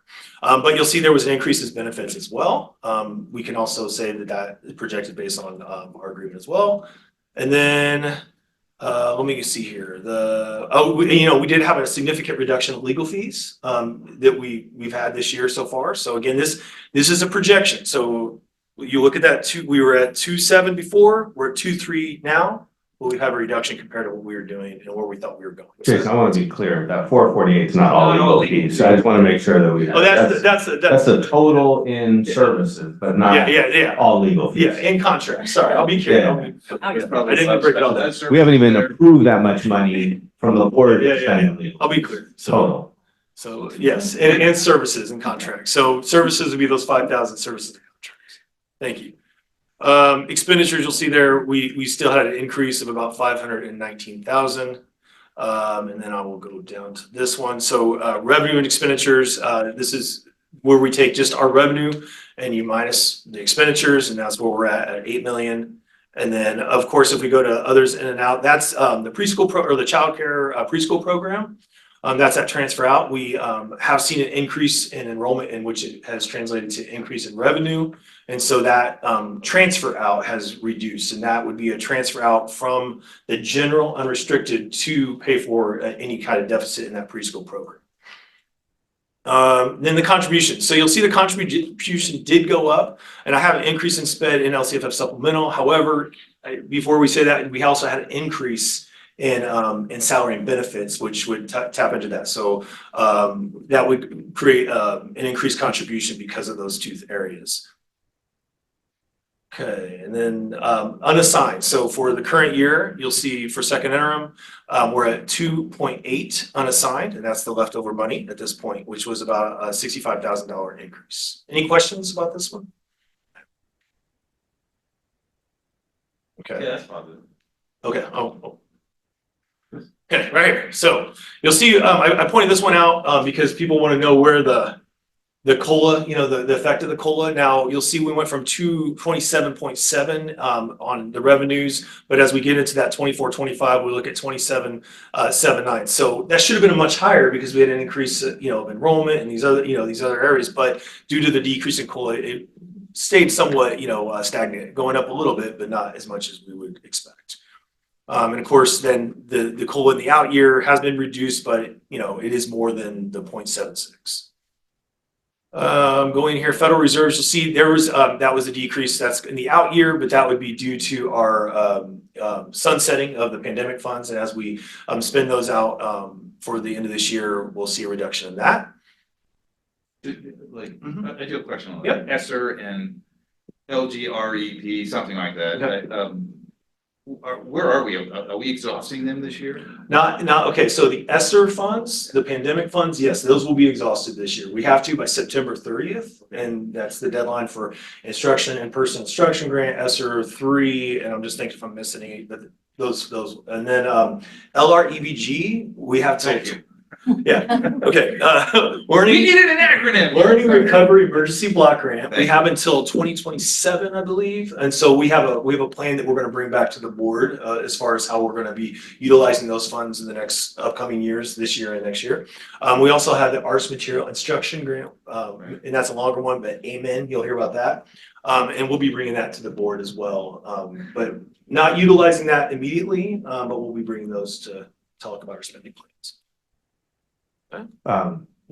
When is that? We had talked about when we're bringing that to the board. We do have some expenditures out of those funds, but we'll bring to the board prior to that. Correct. So just following the contribution, for unrestricted, I will take you. And then one thing about this conceptually, just to make sure we understand, we are taking money because restricted side cannot go negative ever. So when it's going to go negative, you have to pull money from the unrestricted, and that's why you see that negative going to the positive. And so you'll see we're at 6.9, and as we go to the out years, it increases based off past projections of where we're going. And we usually base that off of inflation and increased costs and things like that. Classified salaries, you'll see there, we're at 2.9, and I'll just you can kind of go through some of these employee benefits. And I'm really focused on that unrestricted 5.2, and as you go across, you'll see there. Another area, this is the other outgo, the 144, that's our excess cost. So anytime we send a student to like an NPS, or they're going to go to, we have to pay for them to go to those programs. We're at, you'll see, I'm sorry, this is indirect costs, my bad. Then the next one's transfer out. So indirect costs, this is the best way to describe this and understand it, is kind of like a discount. So we're allowed to charge indirect costs to some of the categorical or the restricted money. So some of the ESSERs, we can charge our 3.9%. And so when we do that, it's an expense on the restricted side. That's why you see that positive 118. And then we can take away the expense on the unrestricted. So I know indirect's tricky like that, but hopefully that makes sense. So we can expense certain things at 3.9 or 89%, And then what we do, so that's why it's positive, and then we discount on the unrestricted side. So this is something our district is doing really new. We started it last year, but it's something that's just a good practice, and it's another area to support our organizational strength over time. But if you go across, and you'll see the break even there, right there. So really, it's about 25,000 when everything's said and done. But we can keep going and across. And I'm not going to project more than that right now. We usually go based on the prior year of where we're at and what we have. But right now, that again, that's another practice and another layer of what we're doing to help our organizational strength. Now I'll go to the transfer out. Let's go to this one. Okay. So that again, that's the preschool, and I will say we keep that multi-year projection the same.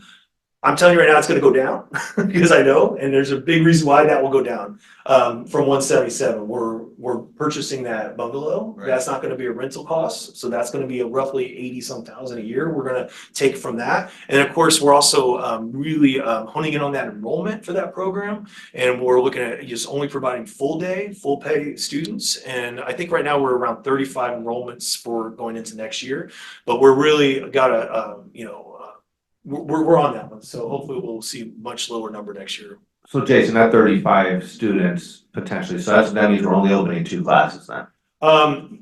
For those students, but we also have the sped students, so 35 full pay, we'll still have to have room for some of the sped students. And how many does that represent? Right now it can be 15 to 18, depending on the need for the sped students. So that's 3 classrooms.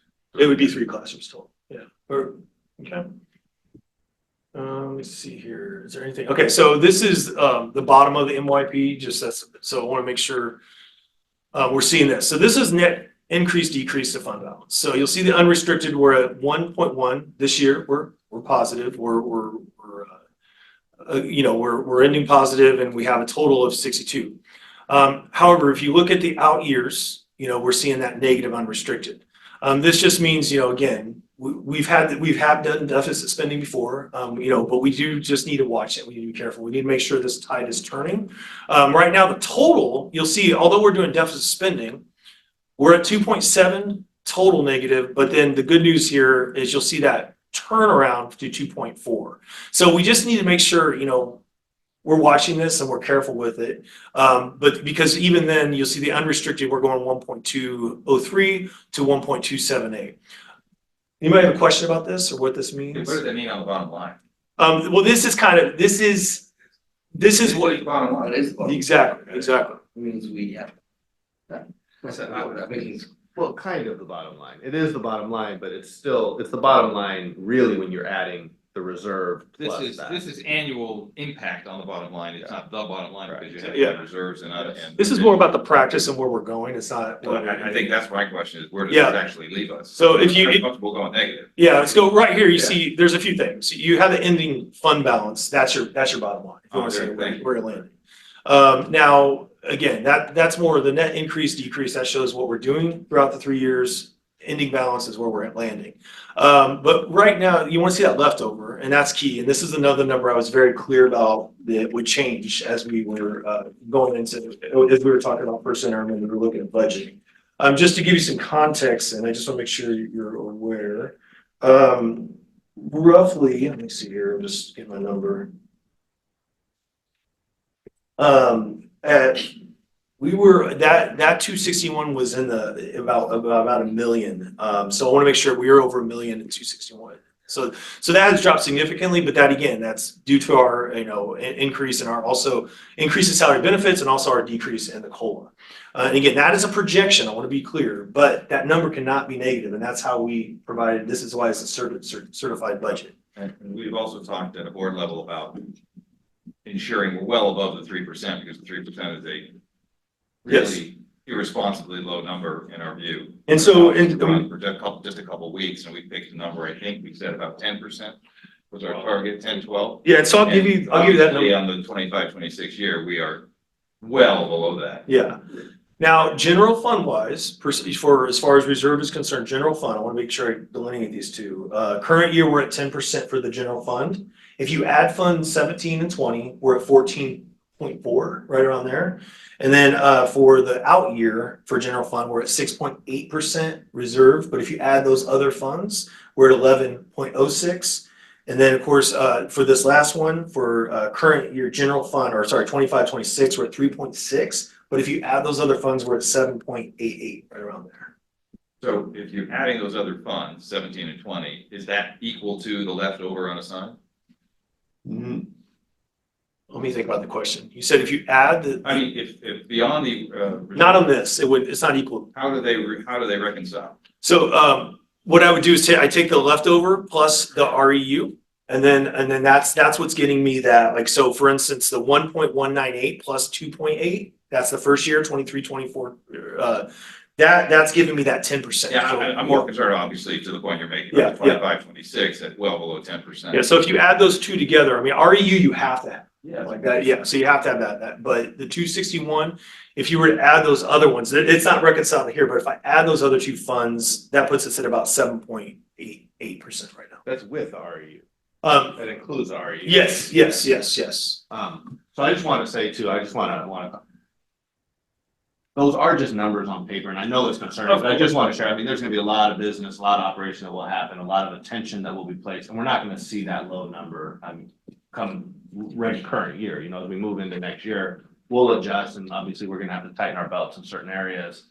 I think you've seen some of those today, we pointed out some of our expenditures that we need to take a look at, so, I think looking at this current year is actually a healthy look at the current year, and certainly looking at the out years, what it does show us is the red flag that we obviously need to take a look at our expenditures. I know Nelson, we talked about this a little bit when we met, and where we can tighten our belt and cut and adjust, so forth. So we will. So I told you that we share the concern. This exercise is productive. It's illuminating that obviously challenging times may be ahead and we need to make some tough decisions.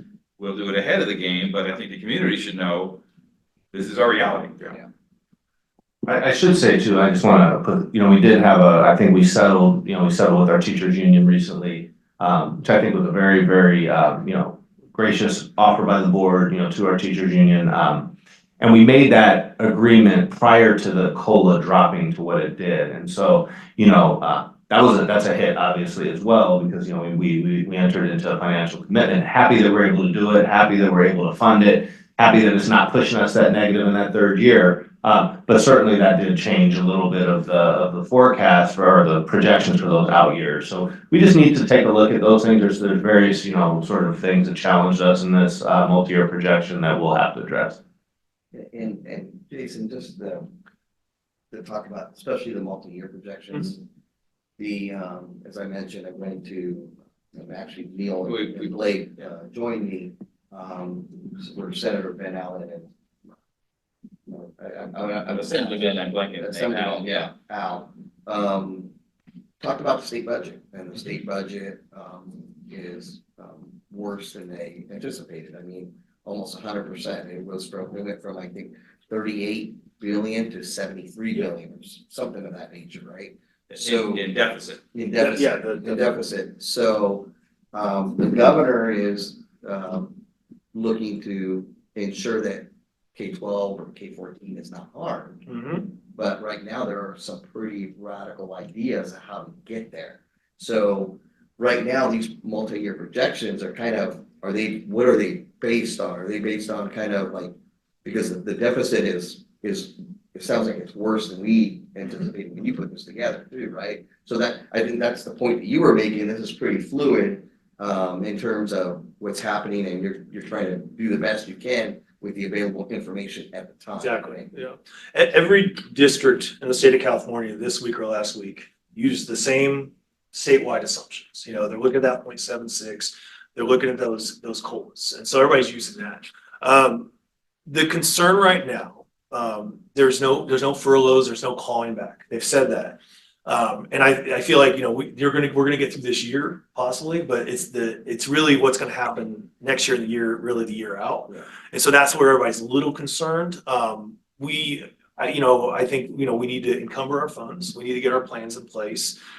We need to, if the time comes, if there was anything like that where they were going to claw back money, we'd have to get some advocacy going as a small district to mitigate as much of that as we can. So it's hard to predict the future, but I think we need to be very careful. We need to make sure, we have a plan. We do have reserves. So the one thing, systematically, we have some things we have to adjust. I will say that. You will see, and I always point out, like, well, I don't know if I have it on this one. Let me see. There'll be an item called transfer in and out. I don't have a transfer in here, okay? Because we're not, guess what? We don't transfer any money in. But that's where you'll start seeing some districts, and some people do it. Some districts, it's a fine art with some CBOs how they do it. They might bring money and transfer it in, but that's where we have money to somewhat help us, so we're not hitting that getting below in that negative. But again, we need to really curb our practice. Now, at this point, though, we're going to really have to think about systemically, over those years, what we're going to have to curb that because if we have a lower COLA and a potential for a low, are we ready? And so those are things we're going to have to just problem solve. And the COLA is theoretical, cost of living adjustment is theoretically based on the inflation rate? Yes. It's really more based on what the budget is available. That's our experience. So, just because the inflation is higher, well, here, we have a perfect circumstance, the under 1%, we're certainly nowhere near under 1%. Inflation rate currently, but that's what we're getting. So I dug into this pretty deep too, and that's all I could get was that they try to, it's an algorithm. Theoretical. Reality is what they got.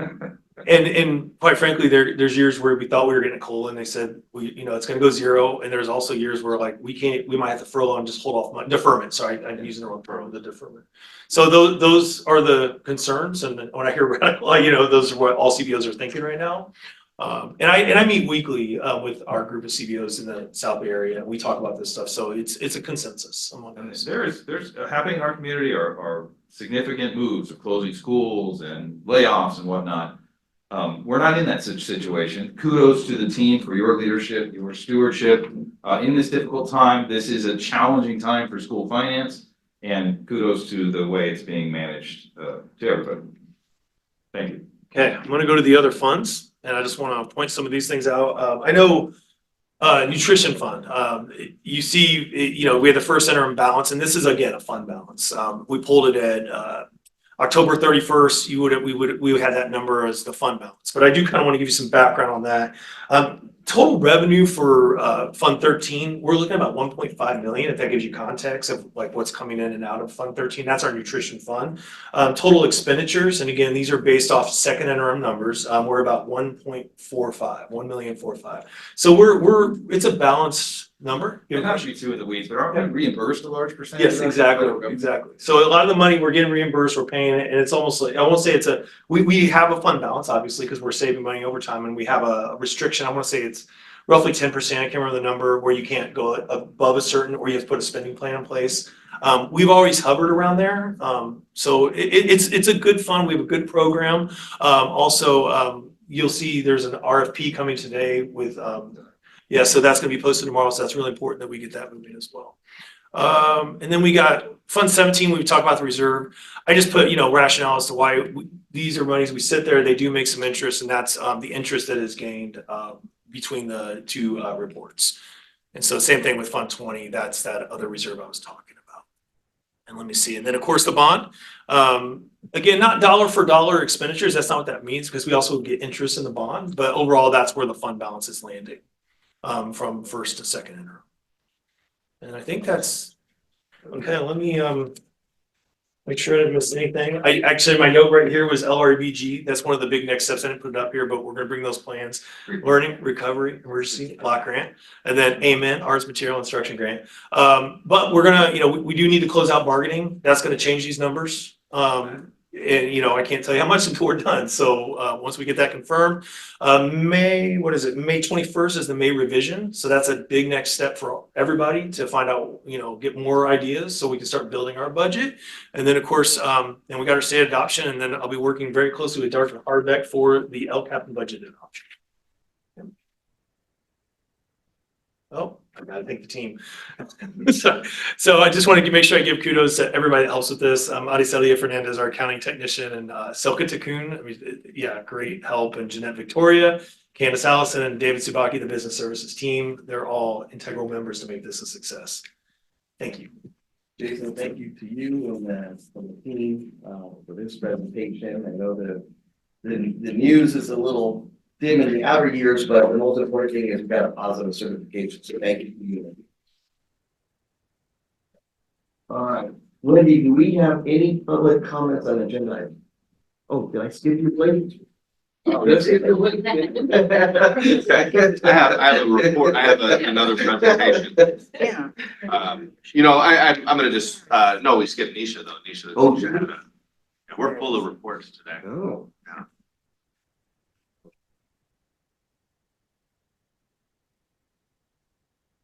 No fancy PowerPoint from me. Just a quick update, with our early retirement incentive, as well as, getting information from folks about those that may be moving the state, moving forward with a career. We are starting to, have our recruitment process for our certificated and classified positions. And so, out of confidentiality for some employees who would like to keep their retirement or resignation confidential for a certain amount of time, we are beginning our recruitment via EdJoin just to get the candidate pool going. This is the time of year that folks are graduating with their credentials or finishing student teaching. And so yesterday, after the HR department, we were at Cal State Dominguez Hills for their education job fair. And so we're starting to just get the applicant pool going, letting folks know that we will have openings in both general education and special education. And so we're going to continue to do that. We like to cast a pretty wide net during the spring so that we can get the most qualified candidates and the best fits for Weisburn. Also, just a reminder to all employees, the Employee of the Year applications have gone out. And so we do hope that colleagues nominate each other and so that we can have, once again, a great applicant pool to choose from for that as well. So quick HR updates. Eileen has a couple of. I do not. Quan? All right. No, I just have a couple updates. I do want to say, I want to thank, Dr. Goldman. I want to thank, Michelle and Rebecca for taking the time to at least stop by the PLC. I know, Neil, you were there all day and of course, Michelle and Rebecca were able to get there towards the end of the day, but to really support this PLC initiative, this mission critical, process that we're going to go through and evolve into over the next, several years. And with that, I just want to say, I know we're looking at math scores and we're looking at math data, and I just want to caution folks, the board and folks watching. I mean, this is a process. It's not something that we're expecting to see, leaps and gains. These amazing leaps in a short period of time. We're really looking to build a system that will change. And certainly have a committed group of administrators, teachers, staff that are looking at these numbers and really trying to make this happen over time. And I've shared that with Holly, and so it's iterative. And of course, we're hoping to see growth and expecting to see growth, but it's going to be a process for sure. But I say that all to say that I think that this PLC initiative is going to be one that's going to really support that growth. It's going to support the conversation. It's going to support the collective efficacy that I think we're going to rely on so heavily as we move forward, through this process. So wanted to point that out. Also want to thank our associations. I want to thank, Nisha for putting together our second ever quarterly collaborative with our union leadership. Lisa also joined us for that. So it's really an awesome opportunity for us to receive. We sent out a survey to receive feedback from our teachers union and our teachers and as well as our classified staff. Just get an idea of where people are, what are they thinking? What are the challenges? What are the obstacles? And it's really our job to the best of our ability is to remove some of those obstacles, remove some of those challenges. Listen, in some cases, obviously there's certain things we can't control, but really trying to understand the mindset and the challenges. So, I wanted to thank Nisha for that. I thought it was really a productive meeting. And again, appreciate all those that attended and were able to share. Also want to say that I was able to attend a workshop, I guess, small meeting, probably not a workshop, so to speak, but on the science of reading. And, I hear Lisa pointing out reading as a priority, which isn't officially a priority, but ought to be something that we look at. I do plan to work with the team and probably come back to the board with priority 2A, especially as we roll into next year, really looking at reading for our youngest learners. Taking a look at our resources, again, just like math, and we're saying that the resource is so important to make sure that we're addressing that rigor. I think, we could use that same sort of idea, that same playbook, if you will, and look at reading, look at our reading. So, we're certainly a fundamental skill, foundational skill for our students. So just wanted to bring that up, and I'm gonna stop there. You sure? That's all I have. You sure? Yeah, that's Thank you, Lynn. Sure. And again, thank you to the cabinet tonight too. I know a lot of reporting, so thank you to the cabinet as well on the reports and presentations. Wendy, do we have any public comments on agenda items? Do not have any public comment. All right. Move to consent items. Do I have a motion and a second on item 9.1? For motion for item 9.1. Are there? Do I have a second? Second. Thank you, Michelle. Any comments or questions with regards to any of the items? I had a question about all the items we're declaring unfit, whatever the term is. Obsolete. Thank you. Was there any recoverable dollars on any of this stuff, or we literally throw this away? What do we do with this stuff? A company will, once you guys approve it, we work with a company, and we're right now, Quan's working with some different companies. We have some we've used in the past. We're trying to get the best rate. I want to say the last check we got from last year's around 3,000, 3,200, somewhere around there. It's not a lot of money, but it is money. We get money. Thank you. And anything too, if, on some of these items, I know there are programs that where we can actually donate items to other countries that may need them. So I know there's a program in the education space or something for that too. So to the point that Neil's, I don't want to see it to go to waste. Thank, all in favor? Aye. Thank you. Action items. And I think you may have a little bit of a presentation here. This is the strategic foundation. I actually presented this at the last meeting, so I wasn't planning, this was more a package, let me just walk us through it though, I just set this as a package, I was trying to figure out how to present it to the board, so I figured just to take the slides I presented last time, some adjustments, but really we're looking at the various components, if you will, of the strategic foundation, the why, which we've had for quite some time, Engage, Empower, Elevate, and the who, which is a new one, but I did share that with the board, looking to our what, which is more all encompassing. But if you notice too, and I shared this the last time, was you have your current language versus proposed language. So I guess unless you want me to review all of it, or you had a chance. No, I appreciate this. I think I really like the proposed languages. I think that it was cleaned up, definitely more concise. That well done. I want to commend you, Blake, and everybody involved, and I know Neil here also was involved.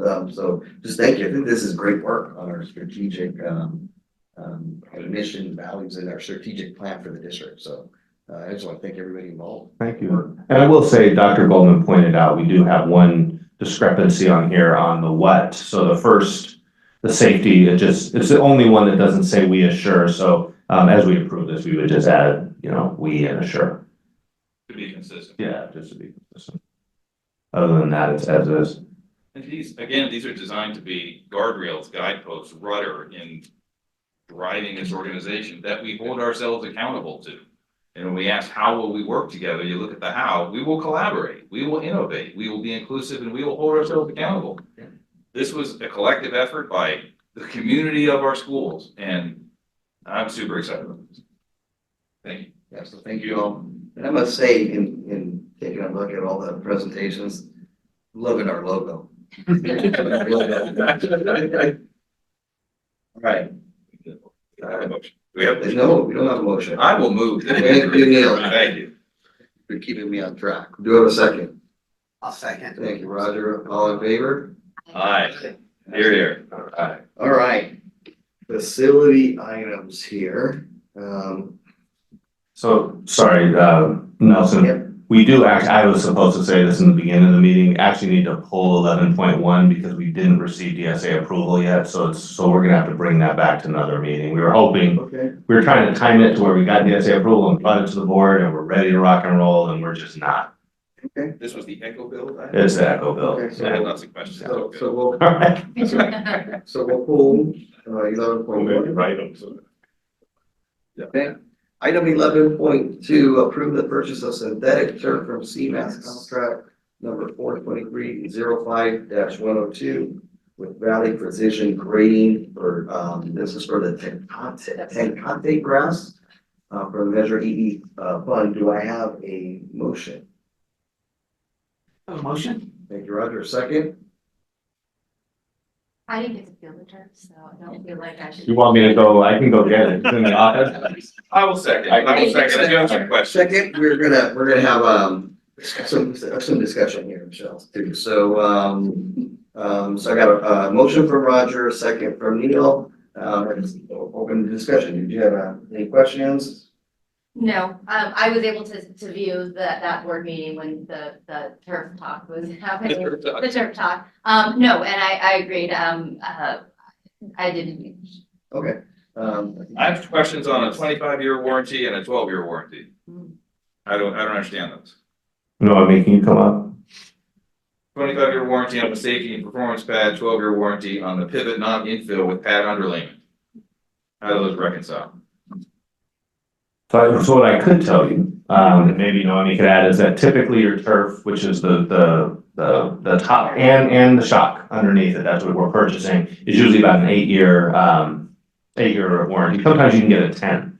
It's pretty phenomenal that we're looking at a 12-year warranty for this particular turf.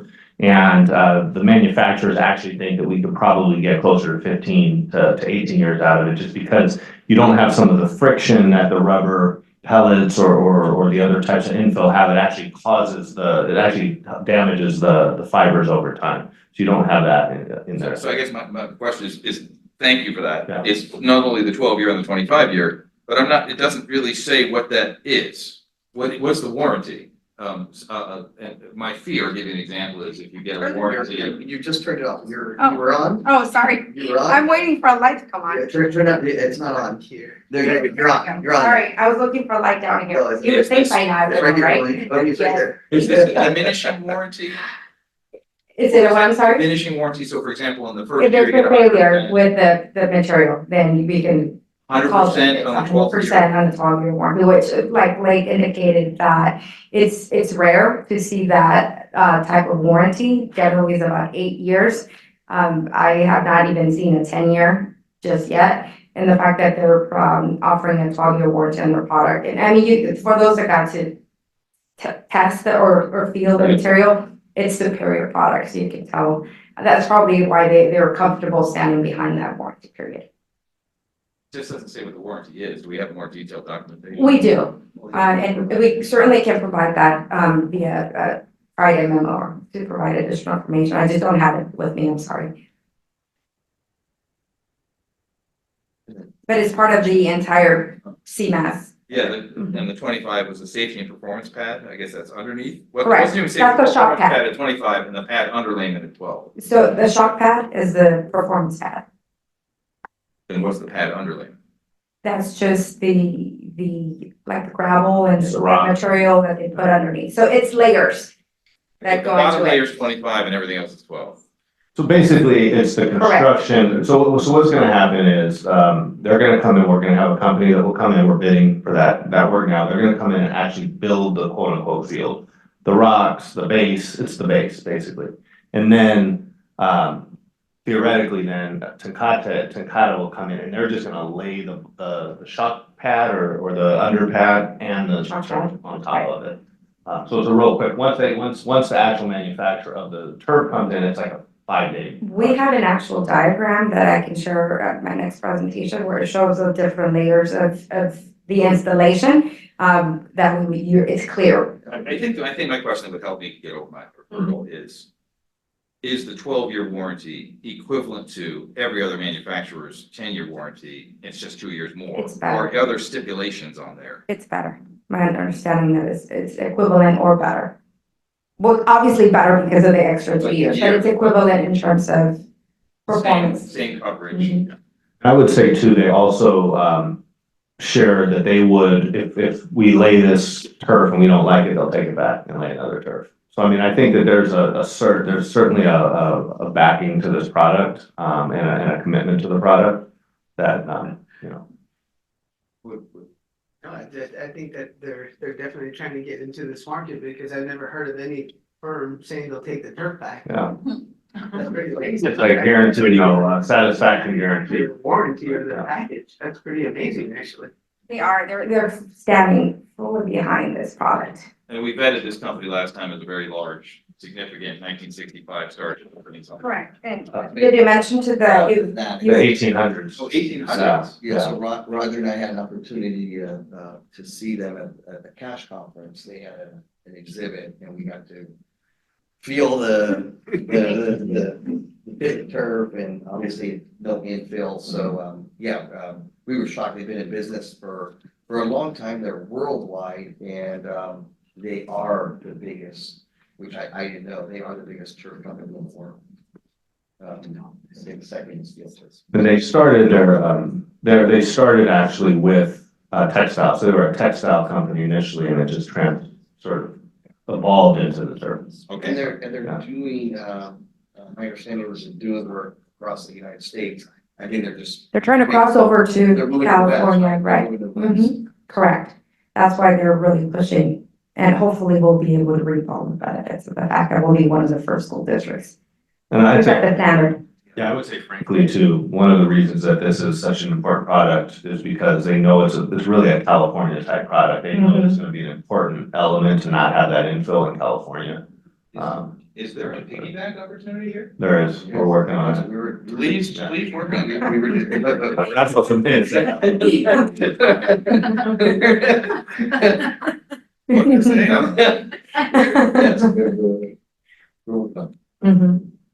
Absolutely.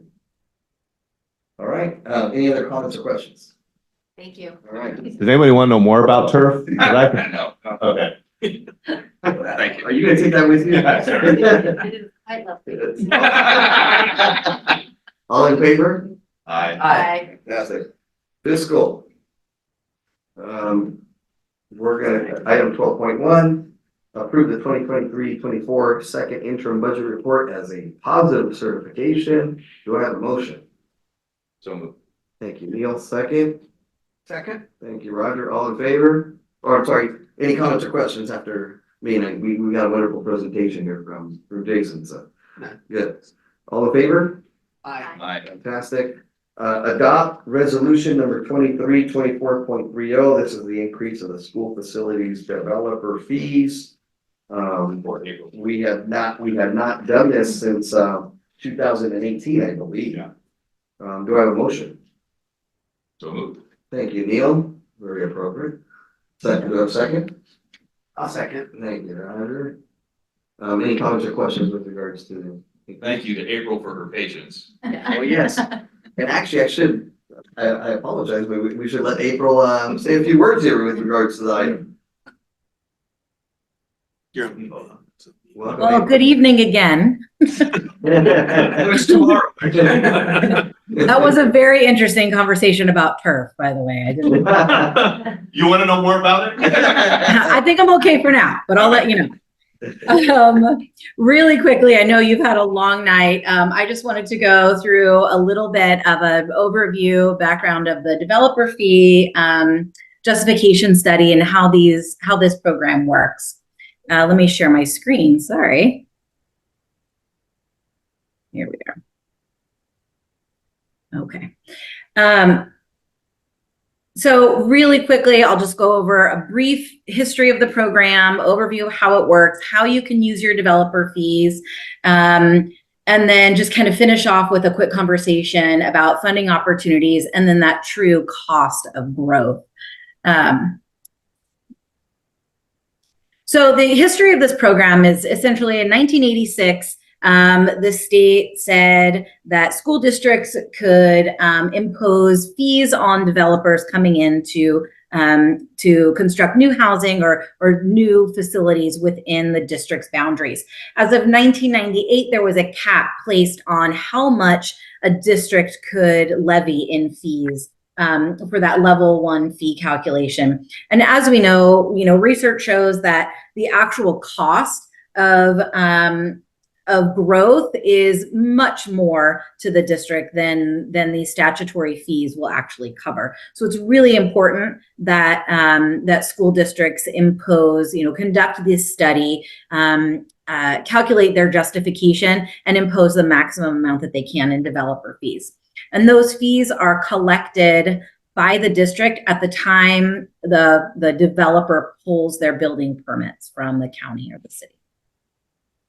Developer fees are charged per square foot of residential construction as well as commercial and industrial construction that happens within the boundaries of your school district. Those level 1 fees have a cap, and every 2 years, and the even numbered years, the state allocation board sets that maximum fee amount. In January of 2024, state allocation board raised the developer fees to $5.17 per square foot for residential construction and 84 cents per square foot for commercial industrial development. Now, the way that you can use your developer fees, there's just a couple of different ways you can use it. It's really to accommodate growth that was generated by development, whether it be residential or commercial industrial. So you can use your developer fees to construct new facilities to accommodate that growth. You can also, if you have enough capacity to accommodate new students that are going to come into your district from development, you can also use your developer fees to refurbish or to reconstruct or modernize your facilities so that you can maintain that existing level of service for the new students that would be generated by any development. So it's important to note that you can use your fees in either of those ways as long as it's justified in your report, which in your case it is.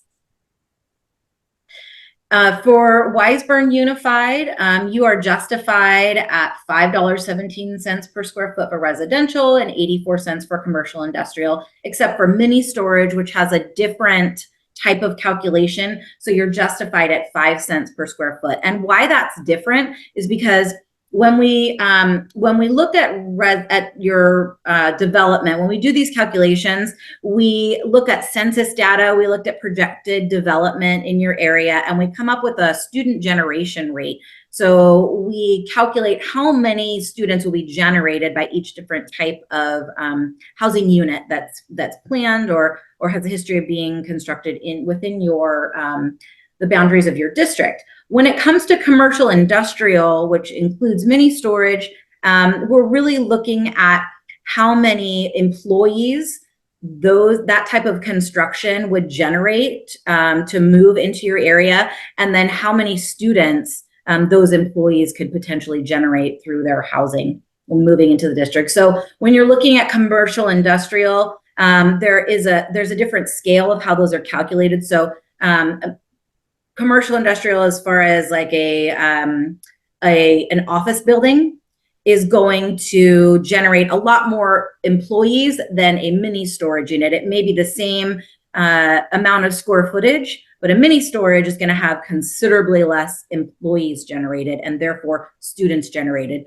So that's why it's a much lower rate per square foot for mini storage that you would be justified to collect. And those calculations are detailed in the study as well. So when you look at different funding opportunities for facilities, I know we've gone through this before, but what it's really referred to in the industry as a three-legged stool when you talk about facilities fundings for school district. One leg of that stool that's very important are developer fees. The second leg is that local funding, whether it's general obligation bonds, parcel taxes, things, local dollars that you're able to generate. And then the third leg of that stool is your state and federal funding, like your the state school facility program, which we're working in for you, the California Energy Commission, things like that. So in order to be able to adequately fund your facilities, it really takes all three parts of the pie, all three pieces of this puzzle, or the three legs to the stool, as people say in the industry. So what's important about doing this justification study and adopting this resolution is understanding the true cost to house students generated by new development. And you want to refer back to that three-legged stool. You know, your developer fee justification, or the statutory fees that the state sets, does not account for all of the impacts of development. It does not account for the impact to your ancillary facilities. If you have an increase in your student population, do you have enough toilets? Are your gyms and libraries adequately sized for your student population? That $5.17 or 84 cents does not take into account site improvements. Like if you have an increase in capacity, are your parking lots adequate for an increase in parent drop-offs? If at some point you would need to open another school site if there's a huge amount of development, it doesn't take into account potential site acquisition or salaries and benefits for employing additional staff to accommodate those students either. So it's really important just to look back and remember that three-legged stool, and that is why it's really important to justify your developer fees and continue every 2 years to justify and collect the highest amount that is possible. April, quick interruption. This is Neil. Did you just say we should be reviewing this every 2 years? Yes, usually you want to do it every 2 years because every other year, in the odd numbered years, the state allocation board raises that statutory amount. So I would say it's a really good idea to do this justification study every 2 years to make sure that you're justified at the highest amount that you're eligible for. So we're a bit late to the game here. Yes, but better late than never. Thank you. Thank you, April. Appreciate the explanation on the developer fees. Thank you very much, and have a good evening. Thank you, April. Of course, my pleasure. Thank you. All right, I think I get back on track. We did take a vote. We did have a motion by Neil, a second by Roger. All in favor? Aye. Thank you. Next item is approve the auditor for fiscal year 24, 25, 25, 26, 26, 27 with Christie White and Associates. Do I have a Motion to approve. Thank you, Roger. Second. Second. Thank you, Michelle. Any comments or questions? All in favor? I do have a question, sorry. Have we, there's other players in this, we vetted them, we've been using them forever and they've done a nice job for us, and I thought the same thing. I thought the same thing, and we ran an RFP process and we put it out there publicly, and we had 2 submissions. And so we had 4 different committee members, if you will, that did a scoring, and we did criteria, and they did score the highest based on the criteria we had set forth. And so we're moving forward with them, and I think they're the best selection. One of the key selection reasons, Christie White's definitely more school focused than the other person the group they were going with, and so that's why we. Thank you. All in favor? Aye. Item 12.4, approve request for proposal for a food services management company. Do I have a motion? motion. Thank you, Neil. Second. Second. Thank you, Roger. Quick Any comments or questions? Yes. Will food tasting be part of this equation at all? You want to be on the panel or something? That matters. So I want our kids to get good food. I don't want to say, oh, this is the best bit. They usually do. yeah, I'll look into it because there's a part of it we did not include in this RFP, which is a site visit where they would actually do a walkthrough. But I'll find out. Yeah, I'll follow. I would definitely be like to be part of the food. Yeah. How do you buy food without Tasting the food, right? And I read this, I see nothing about tasting, and I thought that's not. And I've had that experience too, where they bring the different entities have the food. So You can make the request in the RFP by an amendment if you need to. If it's not. yeah, let me check and I'll find out. But this definitely has to post tomorrow because the RFP does go to CDE for approval, and so this is a CDE approved RFP. So I want to make sure in the notes for the approval of this item that we're suggesting, that we're recommending or directing that we do some sort of food tasting. Yeah. Food tasting for board members. For board members. Come on.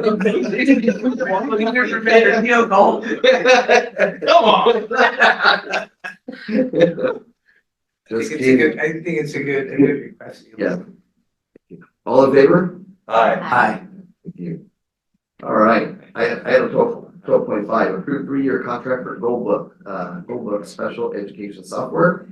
Do I have a motion? Michelle. Second? I'll second the question. I need more explanation. Yes, you got it. What I did. Yeah. Like this thing's not gonna make it past the same motion. All right. So this is actually, an opportunity for us to start really, concentrating, collecting data. Being able to align our goals and actions across all of our sites is something we haven't done. So you technically, and I mean, it's with professionals doing the work right now, but it's sort of arbitrary based on the person. This really allows us to align. I think this is gonna save us money in the end. The goal is that this is actually gonna increase our capacity and our effectiveness, but how we write goals for students, how we track those goals, how they're articulated up grade level to grade level. And this hopefully will be the foundational program that will help us do that. So the goal for this is to make us more efficient. I did include this was an important, I think for me, particularly that we had a system in place, to allow for more continuity, more efficiency and a little bit more, seamless sort of operation between grade levels and across our school sites. So that the SPED department really is, encompasses the department and not just individual schools, or even grade levels in some cases. So it sort of wraps that around. So it's a system. Previously to using the software, teachers were just writing goals. So this is a software, like a program? It's a program. Yeah. And this is SPED IEP specific. Does it have any relevance beyond SPED? Probably not initially. We'll have to look. We'll have to explore that down the road. I mean, this is very specific to IEPs, and we have 400 students. This is really that opportunity to kind of get them all under one system, essentially. Allow the professionals to do their work. I mean, obviously there's drop downs and there's the ability to have some diversity to that, but at least it will be a standard process, and I think in a department that could benefit from standardization. Thank you. And I take it that our data is not necessarily central. If we're doing it manual, it's not necessarily centralized and readily accessible. It's probably centralized, but not like readily available information or immediate information, right? Or information that could be. I guess you're asking, is it paper driven or computer driven at this point? I don't know if I understand exactly. I'm trying. I think he's asking, we have I believe everybody should be, IEPs are digitized and accessible by any. Oh, correct. Yeah. Yes, I Right. think it is. What you say, so there's an online cloud-based system Right. that we're using for IEP housing, but this is actually sort of more, this is kind of the nuts and bolts. This is what then would go into the IEP, right? And so we have a student that has X, Y, and Z needs, is performing at these levels. These are the goals that are appropriate to that student. These are the services that are appropriate to that student, so that we're making sure that we're aligned in how we're going about that IEP, right? How that goes to the IEP. Format, I guess you would say, for each goal that has, that speaks to like percentage of, attempts and a percentage, and that should align. And it sounds like this program would do that alignment. Yeah. This alignment. Yeah, and this was Jason and Eileen's idea, by the way. Sorry, I'm kidding. This is mine. Yeah. Okay. Then I answer your question. Okay, all in favor? Aye. Approve additional funds for a consultants agreement with Quarter. Do I have a motion? You have motion. Thank you, Neil. Do I have a second? Thank you, Roger. Comment. And Blake, comment? Yeah, I just want to say, we recently had an LCAP meeting, 30 plus people there, and really the amount of positivity that came out from our communications platform, from families, and just the need to continue that type of work was really, it felt good. I mean, as a person who, we got hit really hard, 6 years ago, and through the pandemic, this was always a real challenge to us, to how we communicate and how to get to the point where people are actually noticing that communication, honoring the people that are doing it, because I think it's really important to know that people are working behind the scenes to do this. I also want to point out that, we talk about Eric, it's a team too, and it's kind of small firm type. There's 3 to 4 people really working. So when we're not I just wanna just say, we're not paying one person, like this is, we have a social media person that works under, it's quarter communication, quarter, creative, yeah. So anyway, so we're putting this in and it helped, and I also wanna point out, we did rebuild our website, that was a huge lift. Still needs some work and you still have some time, but I mean, at least that initial lift was also a big part of this as well. So all good things, very positive, very happy with how our communications looks and really thankful to the team for that. And I love the district monthly newsletter. Yeah. Going out, talking about communication and communicating out to all the parents and the community. So, yeah, we certainly have improved, so. Come a long way. All in favor? Aye. Aye. All right, upcoming dates and events. Aviation Elementary has a fundraiser at Islands Restaurant Night, to be followed at, I guess it's to be followed at Handel's Ice Cream, right, for dessert, on Wednesday, March 20th, 2024. I don't have a time here. Do we know what time it is? Eileen, you know what time it's I think it's really just anytime you get there. Okay. Enabled it always. All right, and then the next item is Aviation Elementary has PS Arts Family Dance Night on Thursday, March 21st, from 6 to 7 p.m. And Aviation's busy. Aviation Elementary has a career dress up Spirit Day on Wednesday, March 27th, 2024. Don't have necessarily that's during the day, during school day. I think that aviation met the deadline. Yeah. They met the deadline to turn in the dates. I did have a question, I don't know if somebody may know, I was all excited about Del Air's dance night, I went, it was postponed, I was the only one there, I had a great time. But it's been rescheduled. I don't know if it has been. It was tonight. It was tonight. You know, you can still have it. Does he still have time to catch it? No. No? Aviation will be dancing. Let's do it. Any other upcoming dates or events that will be on your list? Spring break. Spring Spring break, first week of April. So, and then we'll get into the wonderful April months. Do we have a board meeting prior to spring? We do, we have one more, 2 weeks, yeah. All right, I think that's it. I think that adjourns it. Do I have a motion and a second to adjourn? Motion and a second. All right. I'll take that, Roger. All right, 8:20 p.m.